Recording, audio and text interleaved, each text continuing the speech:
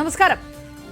ഈടില്ലാതെ പലിശ, അതിൽ വീഴുന്ന സാധാരണക്കാർ, നിയന്ത്രണങ്ങളില്ലാതെ തഴച്ചു വളരുന്ന ബ്ലേഡ് മാഫിയകളും മൈക്രോ ഫിനാൻസ് സംഘങ്ങളും, വാങ്ങിക്കുന്ന തുകയുടെ 10 ഇരട്ടി വരെ തിരിച്ചടയ്ക്കേണ്ട അവസ്ഥ, ഈ വായ്പാ വലയിൽ വീണ് രക്ഷയില്ലാതെ ജീവനൊടുക്കുന്നവർ.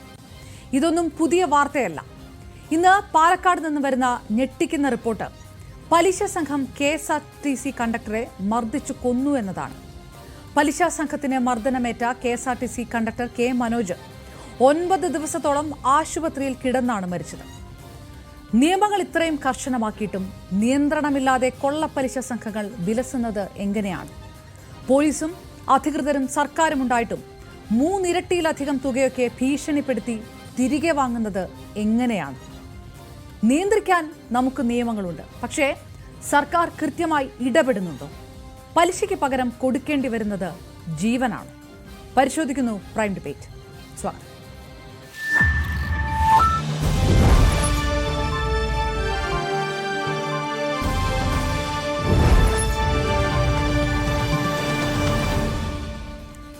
പ്രൈം ഡിബേറ്റ് പാനലിൽ ചേർന്നു CITU നേതാവ് Shri KN Gopinath, KST employees സംഘിന്റെ ഭാരവാഹി PK ബൈജു, ഒപ്പം സാമൂഹ്യ നിരീക്ഷകൻ ഡിജോ കാപ്പനും സാമൂഹ്യ പ്രവർത്തകൻ അഡ്വക്കേറ്റ് പ്രദീപും നമുക്കൊപ്പം ചേരുന്നു. ആദ്യം ശ്രീ PK ബൈജു നമുക്കൊപ്പം ചേരുന്നത് പാലക്കാട് നിന്ന് തന്നെയാണ്. അദ്ദേഹം KST എംപ്ലോയീസ് സംഘിന്റെ ഭാരവാഹി കൂടിയാണ്. ശ്രീ PK ബൈജു, നേരിട്ട് മനോജിന്റെ വീട്ടിൽ, ഈ മർദ്ദനത്തിൽ മരിച്ച മനോജിന്റെ വീട്ടിൽ താങ്കൾ പോയിരുന്നു അല്ലേ?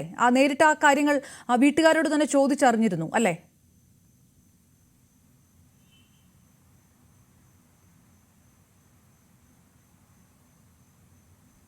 അതെ, ഞാൻ ഈ സംഭവം നടന്നതറിഞ്ഞ് ആ വീട്ടിൽ ചെന്നിരുന്നു. പക്ഷേ ആ ഒരു സാഹചര്യത്തിൽ വീട്ടുകാരുമായിട്ട് സംസാരിക്കാൻ പറ്റുന്ന ഒരു സാഹചര്യമല്ല, അത് നിങ്ങൾക്കും അറിയാലോ.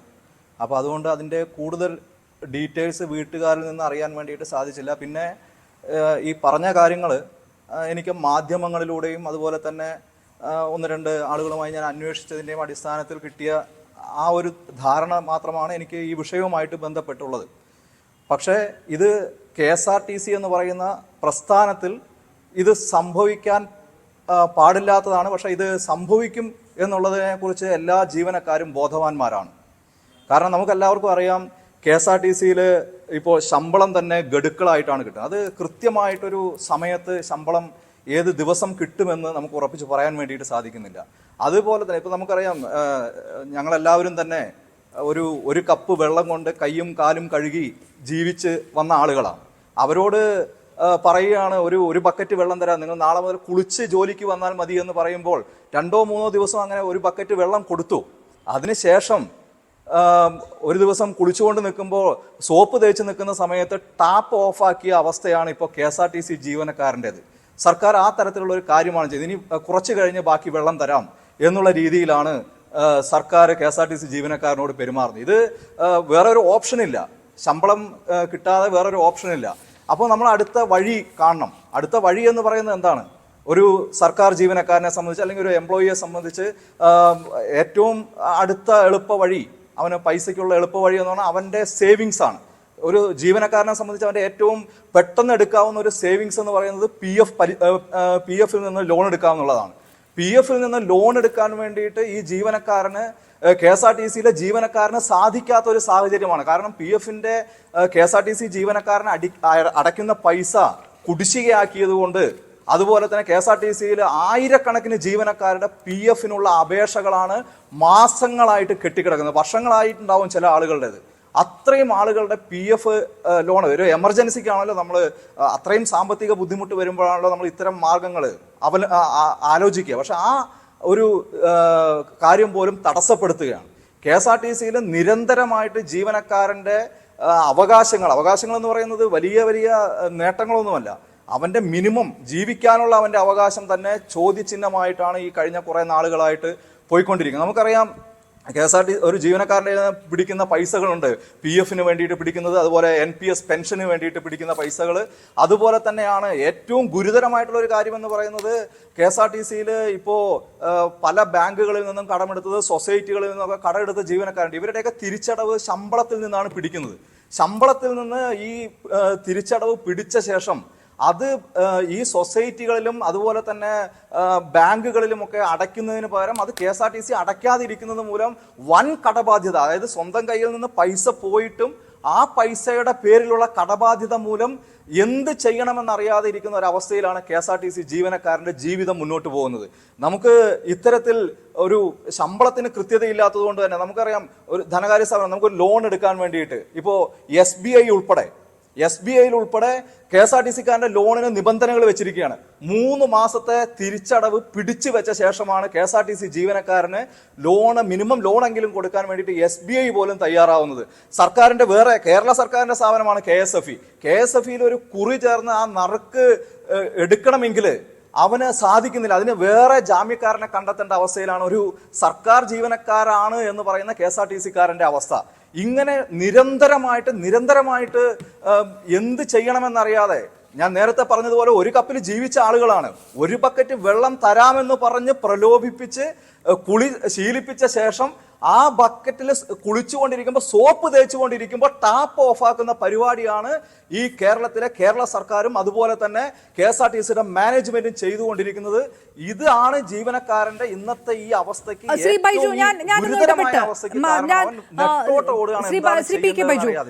മനോജിന് സംഭവിച്ചിരിക്കുന്ന ഒരു വിഷയം, അത് KSRTC ജീവനക്കാരെ സംബന്ധിച്ചിടത്തോളം അഭിസംബോധന ചെയ്യേണ്ടത് അല്ലെങ്കിൽ ചെയ്തുകൊണ്ടേയിരിക്കുന്നത്, അല്ലെങ്കിൽ ഈ തരത്തിലല്ല, ഇനിയും കൂടുതൽ ആഴത്തിൽ തന്നെ പരിശോധിച്ചേ മതിയാവൂ എന്താണ് സംഭവിക്കുന്നത് എന്നുള്ളൊരു വിഷയം. അതിനൊപ്പം തന്നെ ഈ പലിശ സംഘങ്ങൾ, ഈ പാലക്കാട് നിന്ന് ഇങ്ങനൊരു കാര്യം റിപ്പോർട്ട് ചെയ്യുമ്പോൾ ചിറ്റൂരിൽ ഇതിനു മുൻപുണ്ടായിട്ടുള്ള റിപ്പോർട്ട് ചെയ്യപ്പെട്ടിട്ടുള്ള പല സംഭവങ്ങൾ, 4 ആത്മഹത്യയടക്കം അധികം കാലമായിട്ടില്ല, അതെല്ലാം ഈ മൈക്രോ ഫിനാൻസ് സംഘങ്ങൾ വരുന്നു, പലിശ സംഘങ്ങൾ വരുന്നു, കൂടുതലായിട്ട് ഇതുപോലെയുള്ളവരെ വല വീശി പിടിക്കുന്നു, ഈടില്ലാതെ വായ്പ കൊടുക്കുന്നു, അതിൽ ആൾക്കാർ വീണു. താങ്കൾ തന്നെ പറഞ്ഞ പോലെ SBI പോലും ലോൺ കൊടുക്കാത്ത ഒരു സാഹചര്യത്തിൽ ഇത്തരം ചില റാക്കറ്റുകൾ എത്തുന്നു, സുലഭമായി വായ്പ തരാമെന്ന് പറയുന്നു. അങ്ങനെ ഒരു പ്രോസസ്സ് നടക്കുന്നുണ്ട് ആ ഭാഗങ്ങളിൽ കൂടുതലായിട്ട്. അങ്ങനെ കൂടി വേണമോ ഇതിനൊപ്പം പറഞ്ഞു പോകാൻ?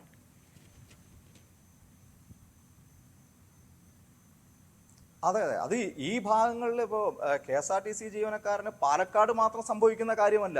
ഓരോ ദിവസവും രാവിലെ ഉണർന്നെഴുന്നേൽക്കുമ്പോൾ വാട്സപ്പ് തുറക്കാൻ പേടിയാണ്. ഇപ്പോൾ KSRTCയിലെ ഒരു ജീവനക്കാരൻ എന്ന നിലയ്ക്ക് വാട്സപ്പ് തുറക്കാൻ പേടിയാണ്. ഏതെങ്കിലും ഒരു KSRTC ജീവനക്കാരന്റെ മരണ വാർത്ത അറിയിച്ചുകൊണ്ടുള്ള വാട്സപ്പ് മെസ്സേജുകളാണ് എല്ലാ ദിവസവും രാവിലെ വാട്സപ്പ് ഓപ്പൺ ചെയ്യുമ്പോൾ കാണുന്നത്.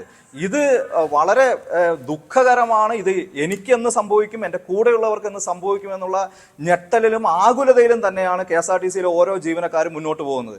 നമുക്ക് ഈ ഒരു കഴിഞ്ഞ കുറെ കാലങ്ങൾ കൊണ്ട് KSRTCയിൽ ആത്മഹത്യ ചെയ്ത ആളുകൾ, KSRTCയിൽ ദുർമരണങ്ങൾ, KSRTCയിൽ ആയുസ് എത്താതെ പെൻഷൻ പറ്റാതെ മൃതി അടയുന്ന ജീവനക്കാരുടെ നീണ്ട നിര വളരെ വലിയൊരു സംഖ്യയാണ്. എനിക്ക് തോന്നുന്നു ഒരുപക്ഷെ വേറെ ഒരു ഡിപ്പാർട്ട്മെന്റിലും അല്ലെങ്കിൽ വേറെ ഒരു സ്ഥാപനത്തിലും ഉണ്ടാവില്ല. ഒരു ഏറ്റവും കൂടുതൽ ടെൻഷനും പ്രശ്നങ്ങളും ഒക്കെ അനുഭവിക്കുന്നത് സോഫ്റ്റ്വെയർ രംഗത്താണെന്നാണ് പറയുന്നത്. പക്ഷെ എനിക്ക് തോന്നുന്നു അവിടെ പോലും ഇല്ലാത്ത തരത്തിലുള്ള മാനസിക സംഘർഷം. ഒരു ജീവനക്കാരൻ ജോലിക്ക് വരുമ്പോൾ അവന്റെ മിനിമം അവന്റെ ഒരു പ്രതീക്ഷ എന്ന് പറയുന്നത് എന്താണ്? അവന് കൃത്യമായി ശമ്പളം കിട്ടും, അതിനനുസരിച്ച് ജീവിച്ചു പോകാമെന്ന് പറഞ്ഞ് PSCയിൽ നിന്ന് ശമ്പള സ്കെയിൽ പറഞ്ഞ് ഇത്ര ശമ്പളം തരാമെന്ന്. അത് KSRTC ജീവനക്കാരൻ ജോലിക്ക് കയറുമ്പോൾ അങ്ങോട്ട് ആവശ്യപ്പെടുന്നതല്ല, KSRTC ജീവനക്കാരനോട് ഇങ്ങോട്ട് പറഞ്ഞതാണ് ഇത്ര രൂപ നിനക്ക് ശമ്പളം തരാം, നീ ചെയ്യേണ്ട പണികൾ ഇന്നതൊക്കെയാണ് എന്ന് സർക്കാരും അതുപോലെ തന്നെ PSCയും പറഞ്ഞ് അങ്ങനെ PSC പരീക്ഷ എഴുതി ജോലിക്ക് കയറിയ ജീവനക്കാരാണ്. ആ ജീവനക്കാരാണ് ഇത്തരത്തിൽ ഒരു ഗതിയും മറുഗതിയും ഇല്ലാതെ, ഈ കേട്ടതെല്ലാം സത്യമാണെങ്കിൽ കൊള്ളപ്പലിശക്കാരുടെ പുറകെ നടന്ന് അവരുടെ ഔദാര്യം പറ്റി അവരുടെ ഭീഷണിക്ക് വഴങ്ങിയിട്ട് മാനസിക സംഘർഷം നേരിടുന്ന ജീവനക്കാർ KSRTCയിൽ ഇഷ്ടം പോലെ ഉണ്ടാവണം. കാരണം KSRTCയിൽ വന്ന ശേഷമായിരിക്കും ഒരു വീട് വെച്ചിട്ടുണ്ടാവുക, അതിന്റെ ലോൺ ഉണ്ടാവും. KSRTCയിൽ വന്ന ശേഷമായിരിക്കും അവൻ ഒരു മെച്ചപ്പെട്ട സൗകര്യത്തിലേക്ക് മക്കളെ വിദ്യാഭ്യാസത്തിന് വേണ്ടി അയക്കുന്നുണ്ടാവുക, അതിന്റെ ഫീസ് ഉണ്ടാവും. അതുപോലെ തന്നെ വൃദ്ധരായ മാതാപിതാക്കളെ നല്ല ആശുപത്രികളിലൊക്കെ കൊണ്ടുപോയി ചികിത്സിക്കണമെന്ന്, അമേരിക്കയിലൊന്നും കൊണ്ടുപോകാൻ പറ്റിയില്ലെങ്കിലും കേരളത്തിൽ തന്നെ ഏതെങ്കിലും ഒരു നല്ല ആശുപത്രിയിൽ ചികിത്സിക്കണമെന്നുള്ള ആഗ്രഹം ഒരു ജോലിക്കാരനാണെന്ന നിലയിൽ അവനുണ്ടാവും. ഇങ്ങനെ മാതാപിതാക്കൾക്ക് മരുന്ന് വാങ്ങിക്കൊടുക്കാൻ, മക്കൾക്ക് വിദ്യാഭ്യാസം കൊടുക്കാൻ, അതുപോലെ തന്നെ വീട്ടിലെ ചെലവുകൾ ആ ഒരു ലെവലിൽ നിന്ന് നടത്താൻ വേണ്ടിയിട്ട് ആ കിട്ടുന്ന ശമ്പളത്തിൽ നിന്ന് നടത്താൻ വേണ്ടിയിട്ട് അവൻ പെടാപ്പാട് പെടുമ്പോൾ അത് നിഷേധിക്കുന്ന സാഹചര്യം. ശമ്പളം കിട്ടുന്നില്ല എന്നല്ല പറയുന്നത്, മറിച്ച് ശമ്പളത്തിനൊരു കൃത്യമായ ഡേറ്റ് പറയാനോ അത് ഒരുമിച്ച് കൊടുക്കാനോ സാധിക്കുന്ന എല്ലാ ജീവനക്കാരുടെയും മറ്റേ സിബിൽ സ്കോർ തകർന്നടിഞ്ഞു കിടക്കുകയാണ്. ഒരു ലോണിന് പോകുമ്പോൾ ആദ്യം നോക്കുന്നത് സിബിൽ സ്കോറാണ്. സിബിൽ സ്കോറിൽ എല്ലാ KSRTC ജീവനക്കാരനെയും സിബിൽ സ്കോർ തെറ്റിക്കിടക്കുക. കാരണം എന്താണെന്ന് വെച്ച് കഴിഞ്ഞാൽ ഈ നമ്മൾ 5-ാം തീയതി ശമ്പളം കിട്ടുമെന്ന് നമ്മളോട് ചില ആളുകൾ പറഞ്ഞു. നമ്മൾ അതിനനുസരിച്ച് 5-ാം തീയതിയിലേക്ക് നമ്മുടെ ലോണിന്റെ തിരിച്ചടവ് 6-ാം തീയതി, 7-ാം തീയതി, 10-ാം തീയതിയൊക്കെ ആക്കി വെച്ചു. ഇത് 10-ാം തീയതി കിട്ടാൻ വഴിയില്ല, 15-ാം തീയതി കിട്ടാൻ വഴിയില്ല. ചില മാസം ഏറ്റവും അവസാനം പിറ്റത്തെ മാസം 31-ാം തീയതി അല്ലെങ്കിൽ 30-ാം തീയതി ശമ്പളം കിട്ടുന്ന അവസ്ഥയിൽ ഈ തിരിച്ചടവ് മുടങ്ങി സിബിൽ സ്കോർ പോലും നഷ്ടപ്പെട്ട് ഇനി ഒരു ലോണ് ഒരു അംഗീകൃത ധനകാര്യ സ്ഥാപനത്തിൽ നിന്ന് ഒരു ലോൺ കിട്ടാത്ത അവസ്ഥയിൽ KSRTC ജീവനക്കാരൻ മാറിയിരിക്കണം. അതിന്റെയൊക്കെ ദുരവസ്ഥ എല്ലാവരും അനുഭവിക്കുന്നു. ഞാൻ തിരികെ എത്താം. ശ്രീ ഡിജോ കപ്പൻ കൂടി നമുക്കൊപ്പം ചേരുന്നു. ശ്രീ ഡിജോ കപ്പൻ, രണ്ട് വിഷയമാണ്. ഒന്ന്, KSRTC ജീവനക്കാരുടെ ഇപ്പോഴത്തെ അവസ്ഥ. സിബിൽ സ്കോർ വരെ തകർന്നടിഞ്ഞ് SBI പോലും ലോൺ നൽകാത്തൊരവസ്ഥയിൽ മറ്റെന്ത് പോം വഴിയാണുള്ളത്? ഈ രീതിയിലുള്ള ഈ ഈടില്ലാതെ വായ്പ നൽകുന്ന മൈക്രോ ഫിനാൻസ് സംഘങ്ങൾ, ബ്ലേഡ് മാഫിയകൾ, അതല്ലാതെ മറ്റെന്ത് വഴിയാണുള്ളതെന്ന് ചോദിക്കുന്നത് KSRTC ജീവനക്കാരുടെ സംഘടനയുടെ ഭാരവാഹിയാണ്. അത് ഒരു വശത്ത്. അതൊപ്പം എങ്ങനെയാണ് ഈ പലിശ സംഘങ്ങൾക്ക്, ഈ ബ്ലേഡ് മാഫിയകൾക്ക് ഈ തരത്തിൽ ആഴത്തിൽ തഴച്ചു വളരാൻ കഴിയുന്നത്? 9 ദിവസമാണ് ഒരാൾ മർദ്ദനത്തിനിരയായി ആശുപത്രിയിൽ കിടന്ന് അങ്ങനെയാണ് മരിച്ചിരിക്കുന്നത്. രണ്ട് വിഷയമാണ് അഡ്രസ് ചെയ്യപ്പെടുന്നത്. അപർണ, ഞാന് മനോജിന്റെ കുടുംബത്തിന്റെ ദുഃഖത്തിൽ പങ്കുചേർന്നുകൊണ്ട് രണ്ട് കാര്യങ്ങൾ സൂചിപ്പിക്കാം. ഞാൻ എന്നും KSRTC ഒരു പൊതുമേഖലാ സ്ഥാപനം ആയതുകൊണ്ടും എനിക്കും കൂടി അതിനകത്തൊരു മുതൽ മുടക്ക്, കേരളത്തിലെ ഓരോ മലയാളിക്കും മുതൽ മുടക്കുള്ളത് കൊണ്ട് ഇത് നിലനിൽക്കണം എന്ന് പറയുന്ന ചർച്ച കഴിഞ്ഞിറങ്ങുമ്പോൾ പലരും എന്നെ വിളിച്ചിട്ട് ഭയങ്കരമായിട്ട് വളരെ രോഷത്തോടു കൂടി സംസാരിക്കുക. അവര് പറയുന്ന പ്രധാന പോയിന്റ്, ഇതാരാ നമ്മൾ കേരളത്തിലെ യാത്രക്കാർ വരുത്തി വെച്ചതാണോ KSRTCയുടെ ഈ സ്ഥിതി? ഇത് ഇന്ത്യയിലെ ഒരു യാത്രക്കാരനും കൊടുക്കാത്ത ചാർജ് കൊടുക്കുന്നു. 10,000 കോടി രൂപയാണ് കേരളത്തിലെ നികുതി പണത്തിൽ നിന്ന് ഈ കഴിഞ്ഞ 8 കൊല്ലം കൊണ്ട് ഈ സ്ഥാപനത്തെ നിലനിർത്താൻ എടുത്തു കൊടുത്തത്. എന്നിട്ട് പോലും കൃത്യം 1-ാം തീയതി പണിയെടുത്തവർക്ക് ശമ്പളം കൊടുക്കാൻ പറ്റുന്നില്ല. പിന്നെ എന്തിനു വേണ്ടിയാണ് നിങ്ങൾ ഈ സ്ഥാപനത്തിന് വേണ്ടി സംസാരിക്കുന്നതെന്ന് ചോദിച്ചു. അപ്പൊ ഞാൻ പറഞ്ഞു, ഇത് KSRTCയുടെ സ്ഥിതിയല്ല, ഇത് KSRTCയുടെയും അതുപോലെ തന്നെ KSEBയുടെയും മറ്റ് നമ്മുടെ പൊതുമേഖലാ സ്ഥാപനങ്ങളുടെ എല്ലാ സ്ഥിതിയാ. നമ്മളിത് പറയുമ്പോൾ യൂണിയൻ നേതാക്കൾക്ക് ഇഷ്ടപ്പെടില്ല. ഇതെല്ലാം വരുത്തി വെച്ചത് ആരാ?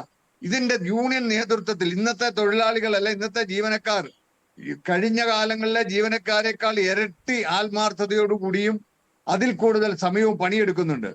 പക്ഷെ പണ്ട് കാലത്ത് വരുത്തി വെച്ച ബാധ്യത ഇന്നത്തെ ജീവനക്കാർ അനുഭവിക്കുക. അപ്പൊ ഇതൊക്കെ അന്ന് ഞങ്ങൾ 80കളിൽ ഞങ്ങൾ ചൂണ്ടിക്കാണിക്കുമ്പോൾ ഞങ്ങളെ ട്രേഡ് യൂണിയൻ എതിരായി സംസാരിക്കുന്നവരെന്നും സമൂഹത്തിന് കൊള്ളരുതാത്തവരെന്നൊക്കെ പറഞ്ഞു. ഞങ്ങളിത് പറഞ്ഞു എല്ലാ കാലത്തും ഇങ്ങനെ സർക്കാർ ഖജനാവിൽ നിന്ന് പണം കിട്ടില്ല എന്ന് പറഞ്ഞു. ഇന്നിപ്പോ എന്താ? ഇന്ന് പലചരക്കടയുടെ മിന്നൽ കൂടി KSRTCയിലെ റിട്ടയർ ചെയ്തവർക്കോ ജീവനക്കാർക്കോ പോകാൻ പറ്റാത്ത ഒരു സ്ഥിതിയായി. എന്താന്ന് വെച്ച് കഴിഞ്ഞാൽ പണ്ടൊക്കെ 1-ാം തീയതി ശമ്പളം കിട്ടുമ്പോൾ കൊടുക്കാമെന്ന് പറയുമായിരുന്നു. ഇപ്പോൾ പത്രം വായിക്കുന്ന പലചരക്കടക്കാരനറിയാം 1-ാം തീയതി പോയിട്ട് 10-ാം തീയതി ഇവർക്ക് ശമ്പളം കിട്ടിയാലാന്ന്. ജോലി ചെയ്യുന്നവർക്ക് ശമ്പളം കൊടുക്കണ്ടേ? ശമ്പളം കൊടുക്കാതെ ഇരുന്ന് കഴിഞ്ഞാൽ എന്താ സ്ഥിതി? ഇതൊന്നും വേണ്ട. അവിടെ ഡിപ്പോസിറ്റ് ഇട്ട കൽക്കട്ടയിലെ ഒരു സ്വാമിക്ക് പറ്റിയ അപകടം എന്താ? 25 കോടി രൂപ ഇട്ടിട്ട് അതിനു വേണ്ടി ഹൈക്കോടതി പോകേണ്ടി വന്നു. അപ്പൊ കേരള ഗവൺമെന്റ് കൊടുത്ത അഫിഡവിറ്റ് എന്താ? കേരള ഗവൺമെന്റിന് ആ ഡിപ്പോസിറ്റിനെ സംബന്ധിച്ച് ഒരു ഉത്തരവാദിത്വമില്ല. പൊതുമേഖലാ സ്ഥാപനങ്ങളിൽ ഡിപ്പോസിറ്റ് ഇട്ടാൽ അല്ലെ പൊതുമേഖലാ സ്ഥാപനങ്ങളിൽ ആളുകൾ വിശ്വസിച്ച് പണമിടുന്നത് എന്തുകൊണ്ടാ? കേരള ഗവൺമെന്റിന് ഉത്തരവാദിത്വം ഉണ്ടെന്നുകൊണ്ടാ. അപ്പൊ ഗവൺമെന്റ് പോലും കൈയൊഴിഞ്ഞിരിക്കുകയാണ് ഡിപ്പോസിറ്റിന്റെ പണത്തിന് പോലും. അപ്പൊ ജീവനക്കാരുടെ ശമ്പളം കൊടുക്കുന്നില്ല. ഇത് KSRTC ഇന്ന് ഞങ്ങളുടെ ഈ ക്രിസ്ത്യാനികളുടെ ഒക്കെ ശവസംസ്കാരത്തിന്റെ മിന്നല് ഒരു കുരിശിനോടൊപ്പം ഒരു കൊടിയും കൂടെ പിടിക്കും. ഇന്ന് ഞാൻ നാളെ നീന്ന് എന്ന് പറഞ്ഞതുപോലെയാണ്. ഇന്നിപ്പോ KSRTCയുടെ ജീവനക്കാരുടെ എണ്ണം ഇത്രയും കൂടുതലുള്ളത് കൊണ്ട് പണ്ട് മുതലേ ഇതിനൊരു പണ്ടേ ദുർബല ഇപ്പോൾ ഗർഭിണി എന്ന് പറഞ്ഞൊരു സ്ഥിതി ആയതുകൊണ്ട് എന്നും ഇത് ചർച്ച ചെയ്യപ്പെടുന്നത് കൊണ്ടാണ് ഇത് പുറത്തേക്ക് വന്നത്. അപ്പം അതുകൊണ്ടാണ് ഇത് അറിയാൻ കാര്യം. അപ്പൊ ഈ KSRTCയിൽ കൃത്യമായി ശമ്പളം കിട്ടിയായിരുന്നെങ്കിൽ ഈ ബ്ലേഡ് പലിശക്കാരുടെ കയ്യിൽ നിന്ന് പണം മേടിക്കേണ്ടി വരില്ലായിരുന്നു. പിന്നെ ഈ ബ്ലേഡുകൾ എന്തുകൊണ്ടാണ് അഴിച്ചു വളരുന്നത്? രമേശ് ചെന്നിത്തല ആഭ്യന്തരമന്ത്രിയായിരുന്നപ്പോ കുബേര എന്ന് പറഞ്ഞ ഒരു ഓപ്പറേഷൻ നടത്തി. അന്ന് കേരളത്തിലെ ഒരുമാതിരിപ്പെട്ട ബ്ലേഡുകാരെയൊക്കെ പിടിച്ചു. അതിന് മീറ്റർ എന്ന് പറയുന്നുണ്ട്, വട്ടവാൾ എന്ന് പറയുന്നുണ്ട്, ഇങ്ങനെ പല പേരിൽ അറിയപ്പെടുന്നുണ്ട്. പക്ഷേ ഇവർക്കൊക്കെ ഭയങ്കര സ്വാധീനം സമൂഹത്തിലുണ്ട്. അതിന്റെ കാരണം അവിടെയൊക്കെ ഡിപ്പോസിറ്റ് ചെയ്തിരിക്കുന്നത് ഉന്നതരായ സ്വാധീനമുള്ള ഭരണരംഗത്തുള്ളവര്, രാഷ്ട്രീയ രംഗത്തുള്ളവര്, അധികാര സ്ഥാനങ്ങളിലുള്ളവരാണ്. അപ്പൊ അവരുടെ പണം പോകും എന്നുള്ളത് കൊണ്ട് അവർ ഈ കുബേരയൊക്കെ മറികടക്കാൻ, അല്ലെങ്കിൽ കുബേര പിന്നെ മുന്നോട്ട് കൊണ്ടുപോകാതിരിക്കാനുള്ള ശ്രമം നടന്നു. അതുകൊണ്ടാണ് ഈ പറഞ്ഞതുപോലെ ഈ മനോജിനെ ഈ ബ്ലേഡുകാര് പിടിക്കുകയും ക്രൂരമായി മർദ്ദിക്കുകയും ചെയ്തു. സത്യത്തിൽ അവരെ മുഖം നോക്കാതെ അവരുടെ പേരിൽ നടപടി എടുത്തു കഴിഞ്ഞാൽ നാളെ മനോജിനെ പോലെ ഉള്ളവരുടെ ദുരന്തം നമ്മൾ ചർച്ച ചെയ്യപ്പെടേണ്ടി വരില്ല. ഇന്നോ നാളെയോ കൊണ്ട്, അല്ലെങ്കിൽ മറ്റന്നാള് വേറെ വാർത്ത വന്നു കഴിയുമ്പോൾ മനോജിനെയും കുടുംബത്തെയും നമ്മൾ മറന്നുപോകും. പക്ഷേ ഇവരന്നേരവും അനുസ്യൂതം വളർന്നുകൊണ്ടിരിക്കും. ഇപ്പൊ പണ്ടൊക്കെ ഇടുക്കിയിലൊക്കെ കുരുമുളക് ഇതുപോലെ കൊടുക്കുന്നുണ്ടായിരുന്നു. 1 തുലാം കുരുമുളക് തൂക്കിക്കൊടുത്താൽ അടുത്ത വിളവെടുക്കുമ്പോൾ 1.5 തുലാം കുരുമുളക് കൊടുക്കണം.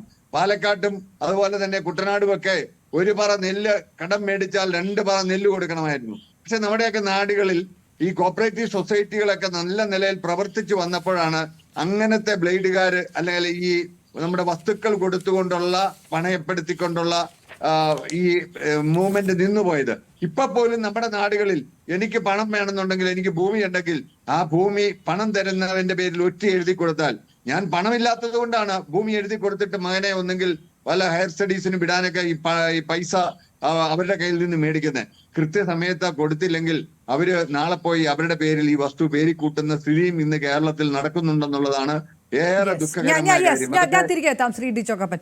ശ്രീ കെ എൻ ഗോപിനാഥ്, നമ്മൾ ഈ ചർച്ച 2 തരത്തിലാണ് പോകുന്നത്. അതായത് KSRTC ജീവനക്കാരുടെ വിഷയം, അത് വളരെ കൃത്യമായിട്ട് ആണ് നേരത്തെ ശ്രീ പി കെ ബൈജു പറഞ്ഞു തുടങ്ങുന്നത്. അത് അതിദയനീയമാണ്.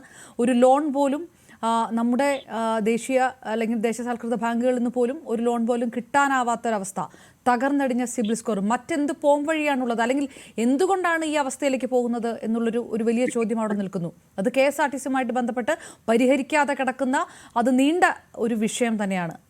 ഇപ്പുറത്ത് എങ്ങനെ ഇങ്ങനെ ഒരു ബ്ലേഡ് മാഫിയയ്ക്കും ഇങ്ങനെ മൈക്രോ ഫിനാൻസ് സംഘങ്ങൾക്കും എങ്ങനെ ഇത്ര ഈ ആഴത്തിൽ എങ്ങനെ വേര് വളർത്താൻ കഴിഞ്ഞു എന്നുള്ളൊരു ചോദ്യമുണ്ട്.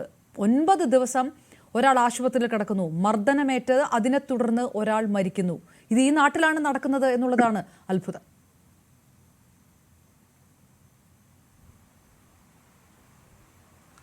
മനോജിന്റെ ദുരന്തം, അദ്ദേഹത്തിന്റെ ആ മരണം, അതൊരു കൊലപാതകമാണ്. അത് ആവർത്തിക്കപ്പെടാൻ പാടില്ല എന്നുള്ള കാര്യത്തിൽ എനിക്കെൻ്റെ സഹ ചാനൽ ചർച്ചയ്ക്ക് പങ്കെടുക്കുന്നവരെ പോലെ തന്നെ എനിക്കും അതേ അഭിപ്രായം തന്നെയാണുള്ളത്. അതുകൊണ്ട് ഇത്തരം വട്ടിപ്പലിശക്കാരെ ഒരു ലൈസൻസും ഇല്ലാതെ, ഇനി ലൈസൻസ് ഉണ്ടെങ്കിൽ തന്നെ അമിതമായ പലിശ ഈടാക്കാൻ, അതേപോലെ വായ്പ കൊടുക്കുന്നതിൻ്റെ ഒരു കണക്ക് കാര്യങ്ങൾ തുടങ്ങിയൊന്നും ഇല്ലാതെ ഇങ്ങനെ ബ്ലേഡ് കമ്പനികളെ പോലെ കൂണുപോലെ കേരളത്തിൽ, ഇന്ത്യയിലും ഉണ്ട്, കേരളത്തിൽ അത് വലിയ വലിയ മാർക്കറ്റാണ്. അത്തരം കാര്യങ്ങൾ ഇപ്പോൾ നോൺ ബാങ്കിങ് ഫിനാൻസ് ഇൻസ്റ്റിറ്റ്യൂഷൻസ് തന്നെ ഇപ്പോൾ ബാങ്കിങ് രംഗത്ത് കടന്നു വരുന്നു.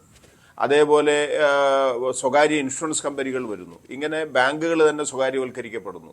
ഇത് കൂടാതെയാണ് ഇങ്ങനെ ഒരു പലിശ കൊടുത്ത്, വായ്പ കൊടുത്ത് പലിശ വാങ്ങി അത് ഗുണ്ടാസംഘങ്ങളെ വഴി ഈടാക്കുന്ന വിധത്തിലേക്ക് ഒരു മടിയുമില്ലാതെ സധൈര്യം പാതിരായ്ക്കും പട്ടാപ്പകലും വീടുകൾ കയറി ആക്രമിക്കുകയും അവരുടെ ജോലി സ്ഥലത്തോ യാത്രാമധ്യത്തിലോ ഒക്കെ കയറി ഭീഷണിപ്പെടുത്തി അവരുടെ വസ്തുക്കൾ എടുത്തുകൊണ്ട് പോവുക, ഇങ്ങനെ തുടങ്ങിയിട്ടുള്ള കാര്യങ്ങളൊക്കെ നമ്മൾ കേരളത്തിൽ ഇതേപോലെ ഒരുപാട് ചർച്ച ചെയ്തിട്ടുണ്ട്.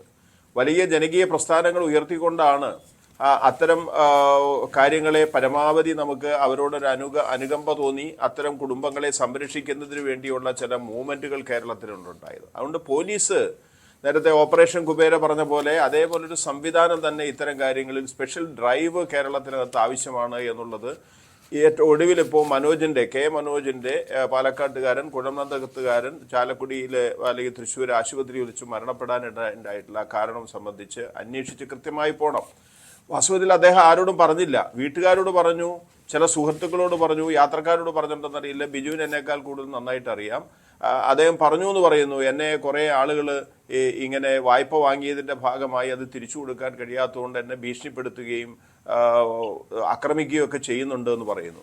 അങ്ങനെയാണ് അദ്ദേഹം ആശുപത്രിയിലേക്ക് വരുന്നത്. ആശുപത്രിയിലേക്ക് വന്നിട്ട് ആശുപത്രിയിൽ വച്ചാണ് നമ്മൾ അദ്ദേഹത്തിന് തലയ്ക്ക് അടിയേറ്റിട്ടാണ് മരണം വന്നതെന്നുള്ള പോസ്റ്റ്മോർട്ടം റിപ്പോർട്ടിൻ്റെ ഭാഗമായിട്ടാണ് വന്നിട്ടുള്ളതൊരു വസ്തുത വന്നത്. അപ്പം അതുകൊണ്ട് ഇത് അവസാനിപ്പിക്കാൻ പാടില്ല. ഇനി നാളെ ഒരു മനോജും കേരളത്തിനകത്ത് ഇങ്ങനെ ഒരു ആക്രമിക്കപ്പെട്ടു പോകാൻ പാടില്ല. മനുഷ്യനാണ് വരവും ചെലവും തമ്മിലുള്ള ബാലൻസ് തെറ്റിപ്പോകുമ്പോൾ സ്വാഭാവികമായിട്ടും വായ്പകളിലേക്ക് കടത്തിലേക്കൊക്കെ വാങ്ങുന്ന രീതിയൊക്കെ കേരളത്തിനകത്തുണ്ട്. പക്ഷേ കേരളത്തിലെ KSRTC ജീവനക്കാരോ കേരള സംസ്ഥാന ജീവനക്കാരോ സംസ്ഥാന ഗവൺമെൻറ് ജീവനക്കാരോ അല്ലെങ്കിൽ KSEB ജീവനക്കാരോ വാട്ടർ അതോറിറ്റി ജീവനക്കാരോ ഒരു പൊതുമേഖലാ സ്ഥാപനത്തിലെയും ജീവനക്കാർ ഇങ്ങനെ കടം വന്നു പെരുകി ആത്മഹത്യ ചെയ്യേണ്ടുന്നൊരു ഗതികേടൊന്നും യഥാർത്ഥത്തിലില്ല. അത് അതിനെ ഒരു നോർമലൈസ് ചെയ്യുക, ജനറലൈസ് ചെയ്യുക എന്നുള്ള രീതിയിലേക്ക് നമ്മൾ കൊണ്ടുപോകേണ്ട കാര്യമില്ല. തൊഴിലാളിക്ക് മെച്ചപ്പെട്ട വേതനം കിട്ടണം, ശമ്പളം കിട്ടണം, KSRTC പോലെ 2 ഗഡുവായി കൊടുക്കുന്ന രീതിയൊന്നും അവസാനിപ്പിക്കണം എന്നുള്ള കാര്യത്തിലൊന്നും സംശയം CITUവിനും ഇല്ല. വാസ്തവത്തിൽ കേരളത്തിലെ KSRTC ജീവനക്കാരെ ഇങ്ങനെ കഷ്ടപ്പെടുത്തി ബുദ്ധിമുട്ടിക്കാക്കിയത് നേരത്തെ ഡിജോ കാപ്പൻ പറഞ്ഞ പോലെ തന്നെ മാനേജ്മെന്റിന്റെ കെടുകാര്യസ്ഥത ഇക്കാര്യങ്ങളിൽ നിരവധി കാലങ്ങളായിട്ടുണ്ട്. അദ്ദേഹം തന്നെ പറഞ്ഞു, തൊഴിലാളികൾ നല്ല പണിയെടുക്കുകയാണ്, ഞാൻ തൊഴിലാളികളെ കുറ്റപ്പെടുത്തുന്ന ആളുകളാണ് എന്നൊക്കെ പറഞ്ഞുകൊണ്ട് ഞങ്ങളെ ആക്ഷേപിക്കും ട്രേഡ് യൂണിയൻ നേതാക്കന്മാരെന്ന് പറഞ്ഞു. അതായത് ഇപ്പോഴെങ്കിലും തൊഴിലാളികൾ പണിയെടുക്കുന്ന ആളുകളാണെന്ന് പറഞ്ഞത് നന്നായി. ആ നിലയിൽ നല്ല നിലയിൽ ജോലി ചെയ്യുന്നവരാണ് അവർ. അവർക്ക് അതിനാവശ്യമായിട്ടുള്ള ജീവിത ചെലവുകൾ വർദ്ധിക്കുന്നതനുസരിച്ച് KSRTC ജീവനക്കാരന് ശമ്പളം വർദ്ധിക്കേണ്ട കാര്യമില്ല എന്ന് പറയാൻ കഴിയില്ല. പബ്ലിക്കിനെ കൊള്ളയടിക്കാതെ സ്വാഭാവികമായിട്ടും അതിൻ്റെ പ്രൊഡക്ടിവിറ്റി ഇമ്പ്രൂവ് ചെയ്ത് എങ്ങനെയാണ് ഇത്തരം കാര്യങ്ങൾ പൊതുമേഖലാ സ്ഥാപനമാണെങ്കിൽ പോലും അതിന് എല്ലാത്തിനെയും മാസ് ട്രാൻസ്പോർട്ട് എന്നുള്ളത് ലോകത്ത് ഒരിടത്തും വലിയ ലാഭകരമായി പ്രവർത്തിക്കുന്നതല്ല. അതുകൊണ്ട് KSRTC ഒരു പൊതുഗതാഗത സംവിധാനം എന്നുള്ള നിലയിൽ അതിനെ സ്വകാര്യവൽക്കരിക്കാതെ സംരക്ഷിക്കേണ്ടത് പൗരസമൂഹത്തിന്റെ ഉത്തരവാദിത്വമാണ്, ഗവൺമെന്റുകളുടെ ഉത്തരവാദിത്വമാണ്. ആ ഉത്തരവാദിത്വം ഏതൊരു സന്ദർഭത്തിലും ഇടതുപക്ഷ ജനാധിപത്യ മുന്നണി ഗവൺമെന്റ് നല്ല നിലയിൽ നിറവേറ്റാൻ പരിശ്രമിച്ചിട്ടുണ്ട്. ഈ ശമ്പളം മുടങ്ങിയതിന്റെ കഥ ഞാനിപ്പോൾ ഇവിടെ പറയുന്നില്ല. നേരത്തെ പറഞ്ഞ പോലെ വലിയ തോതിലുള്ള ബാധ്യതകൾ KSRTCക്ക് വന്നു. ഇപ്പൊ ജീവനക്കാർ നല്ല വിധത്തിലേക്ക് പണിയെടുക്കാൻ തയ്യാറാകുന്ന സ്ഥിതിവിശേഷം വന്നു കഴിഞ്ഞപ്പോൾ അവര് കളക്ഷനിലൂടെ അടയ്ക്കുന്ന തുക എന്ന് പറഞ്ഞാൽ അവരുടെ ശമ്പളത്തേക്കാൾ കൂടുതലാണ്. പക്ഷേ ആ ശമ്പളം എന്നുള്ളതിന് പ്രയോറിറ്റി കൊടുക്കാതെ മാനേജ്മെന്റ് ഇന്ധന ചെലവ് വർദ്ധിക്കുന്നു, അല്ലെങ്കിൽ മെറ്റീരിയൽസ് വാങ്ങുന്നു, അതിന്റെ ചെലവ് കൂടി എന്ന് പറഞ്ഞുകൊണ്ടും പഴയ വായ്പയുടെ തിരിച്ചടവിലേക്ക് ഇത് പോവുകയാണ്. അപ്പോഴാണ് സർക്കാരിന്റെ സപ്പോർട്ട് വരേണ്ടത്. സർക്കാർ, മുഖ്യമന്ത്രി അടക്കം ശക്തമായിട്ടുള്ള പ്രക്ഷോഭ സമരങ്ങളുടെ പശ്ചാത്തലത്തിൽ ധനകാര്യമന്ത്രി, മുഖ്യമന്ത്രിയൊക്കെ അടക്കം ഇടയ്ക്കിടയ്ക്കെല്ലാം പറയുന്നത് ഞങ്ങൾ കഴിഞ്ഞ ഗവൺമെന്റിനേക്കാൾ കൂടുതൽ കൊടുത്തു എന്ന് പറയുന്നുണ്ട്. ഇന്നും ബാലഗോപാലിന്റെ ധനകാര്യമന്ത്രിയുടെ പ്രസ്താവന ഉണ്ടായിരുന്നു. ഏതാണ്ട് 5000 ചില്ലാൻ കോടി രൂപ KSRTCക്ക് ശമ്പളം കൊടുക്കാൻ വേണ്ടി കൊടുത്തിട്ടുണ്ട്, പെൻഷൻ തുകയായി കൊടുത്തിട്ടുണ്ട്. പെൻഷൻകാർ ഇപ്പോൾ വലിയ പ്രക്ഷോഭത്തിലല്ല. പെൻഷൻ റിവിഷൻ വേണമെന്നുള്ളതാണ് അവരുടെ ആവശ്യം. പെൻഷൻ ഇപ്പോ മുടങ്ങാതെ കൊടുക്കുന്നുണ്ട്. കേരള ഗവൺമെന്റ് ബാങ്ക് കൺസോർഷ്യം രൂപീകരിച്ച് സഹകരണ സ്ഥാപനങ്ങളിൽ നിന്ന് അത് വായ്പ അടിസ്ഥാനത്തിൽ കൊടുത്തുകൊണ്ട് ഗവൺമെന്റ് ഗ്യാരണ്ടിയിൽ പിന്നീട് പണം കൊടുക്കുന്ന രീതിയാണ് ഇപ്പോൾ പെൻഷൻകാരെ സംബന്ധിച്ചിടത്തോളം. പെൻഷൻകാർ കേരളത്തിൽ ഒരു സ്ഥലത്തും സമരം ചെയ്ത് നമ്മൾ കാണുന്നില്ലല്ലോ. റിവിഷൻ എന്നുള്ളൊരു ആവശ്യമുണ്ട്. എന്നാൽ KSRTC ജീവനക്കാർക്ക് 2 ഗഡുവായി കൊടുക്കണം എന്ന് തീരുമാനമെടുക്കുന്നത് നിർഭാഗ്യവശാൽ കേരളത്തിലെ ഹൈക്കോടതിയാണ്.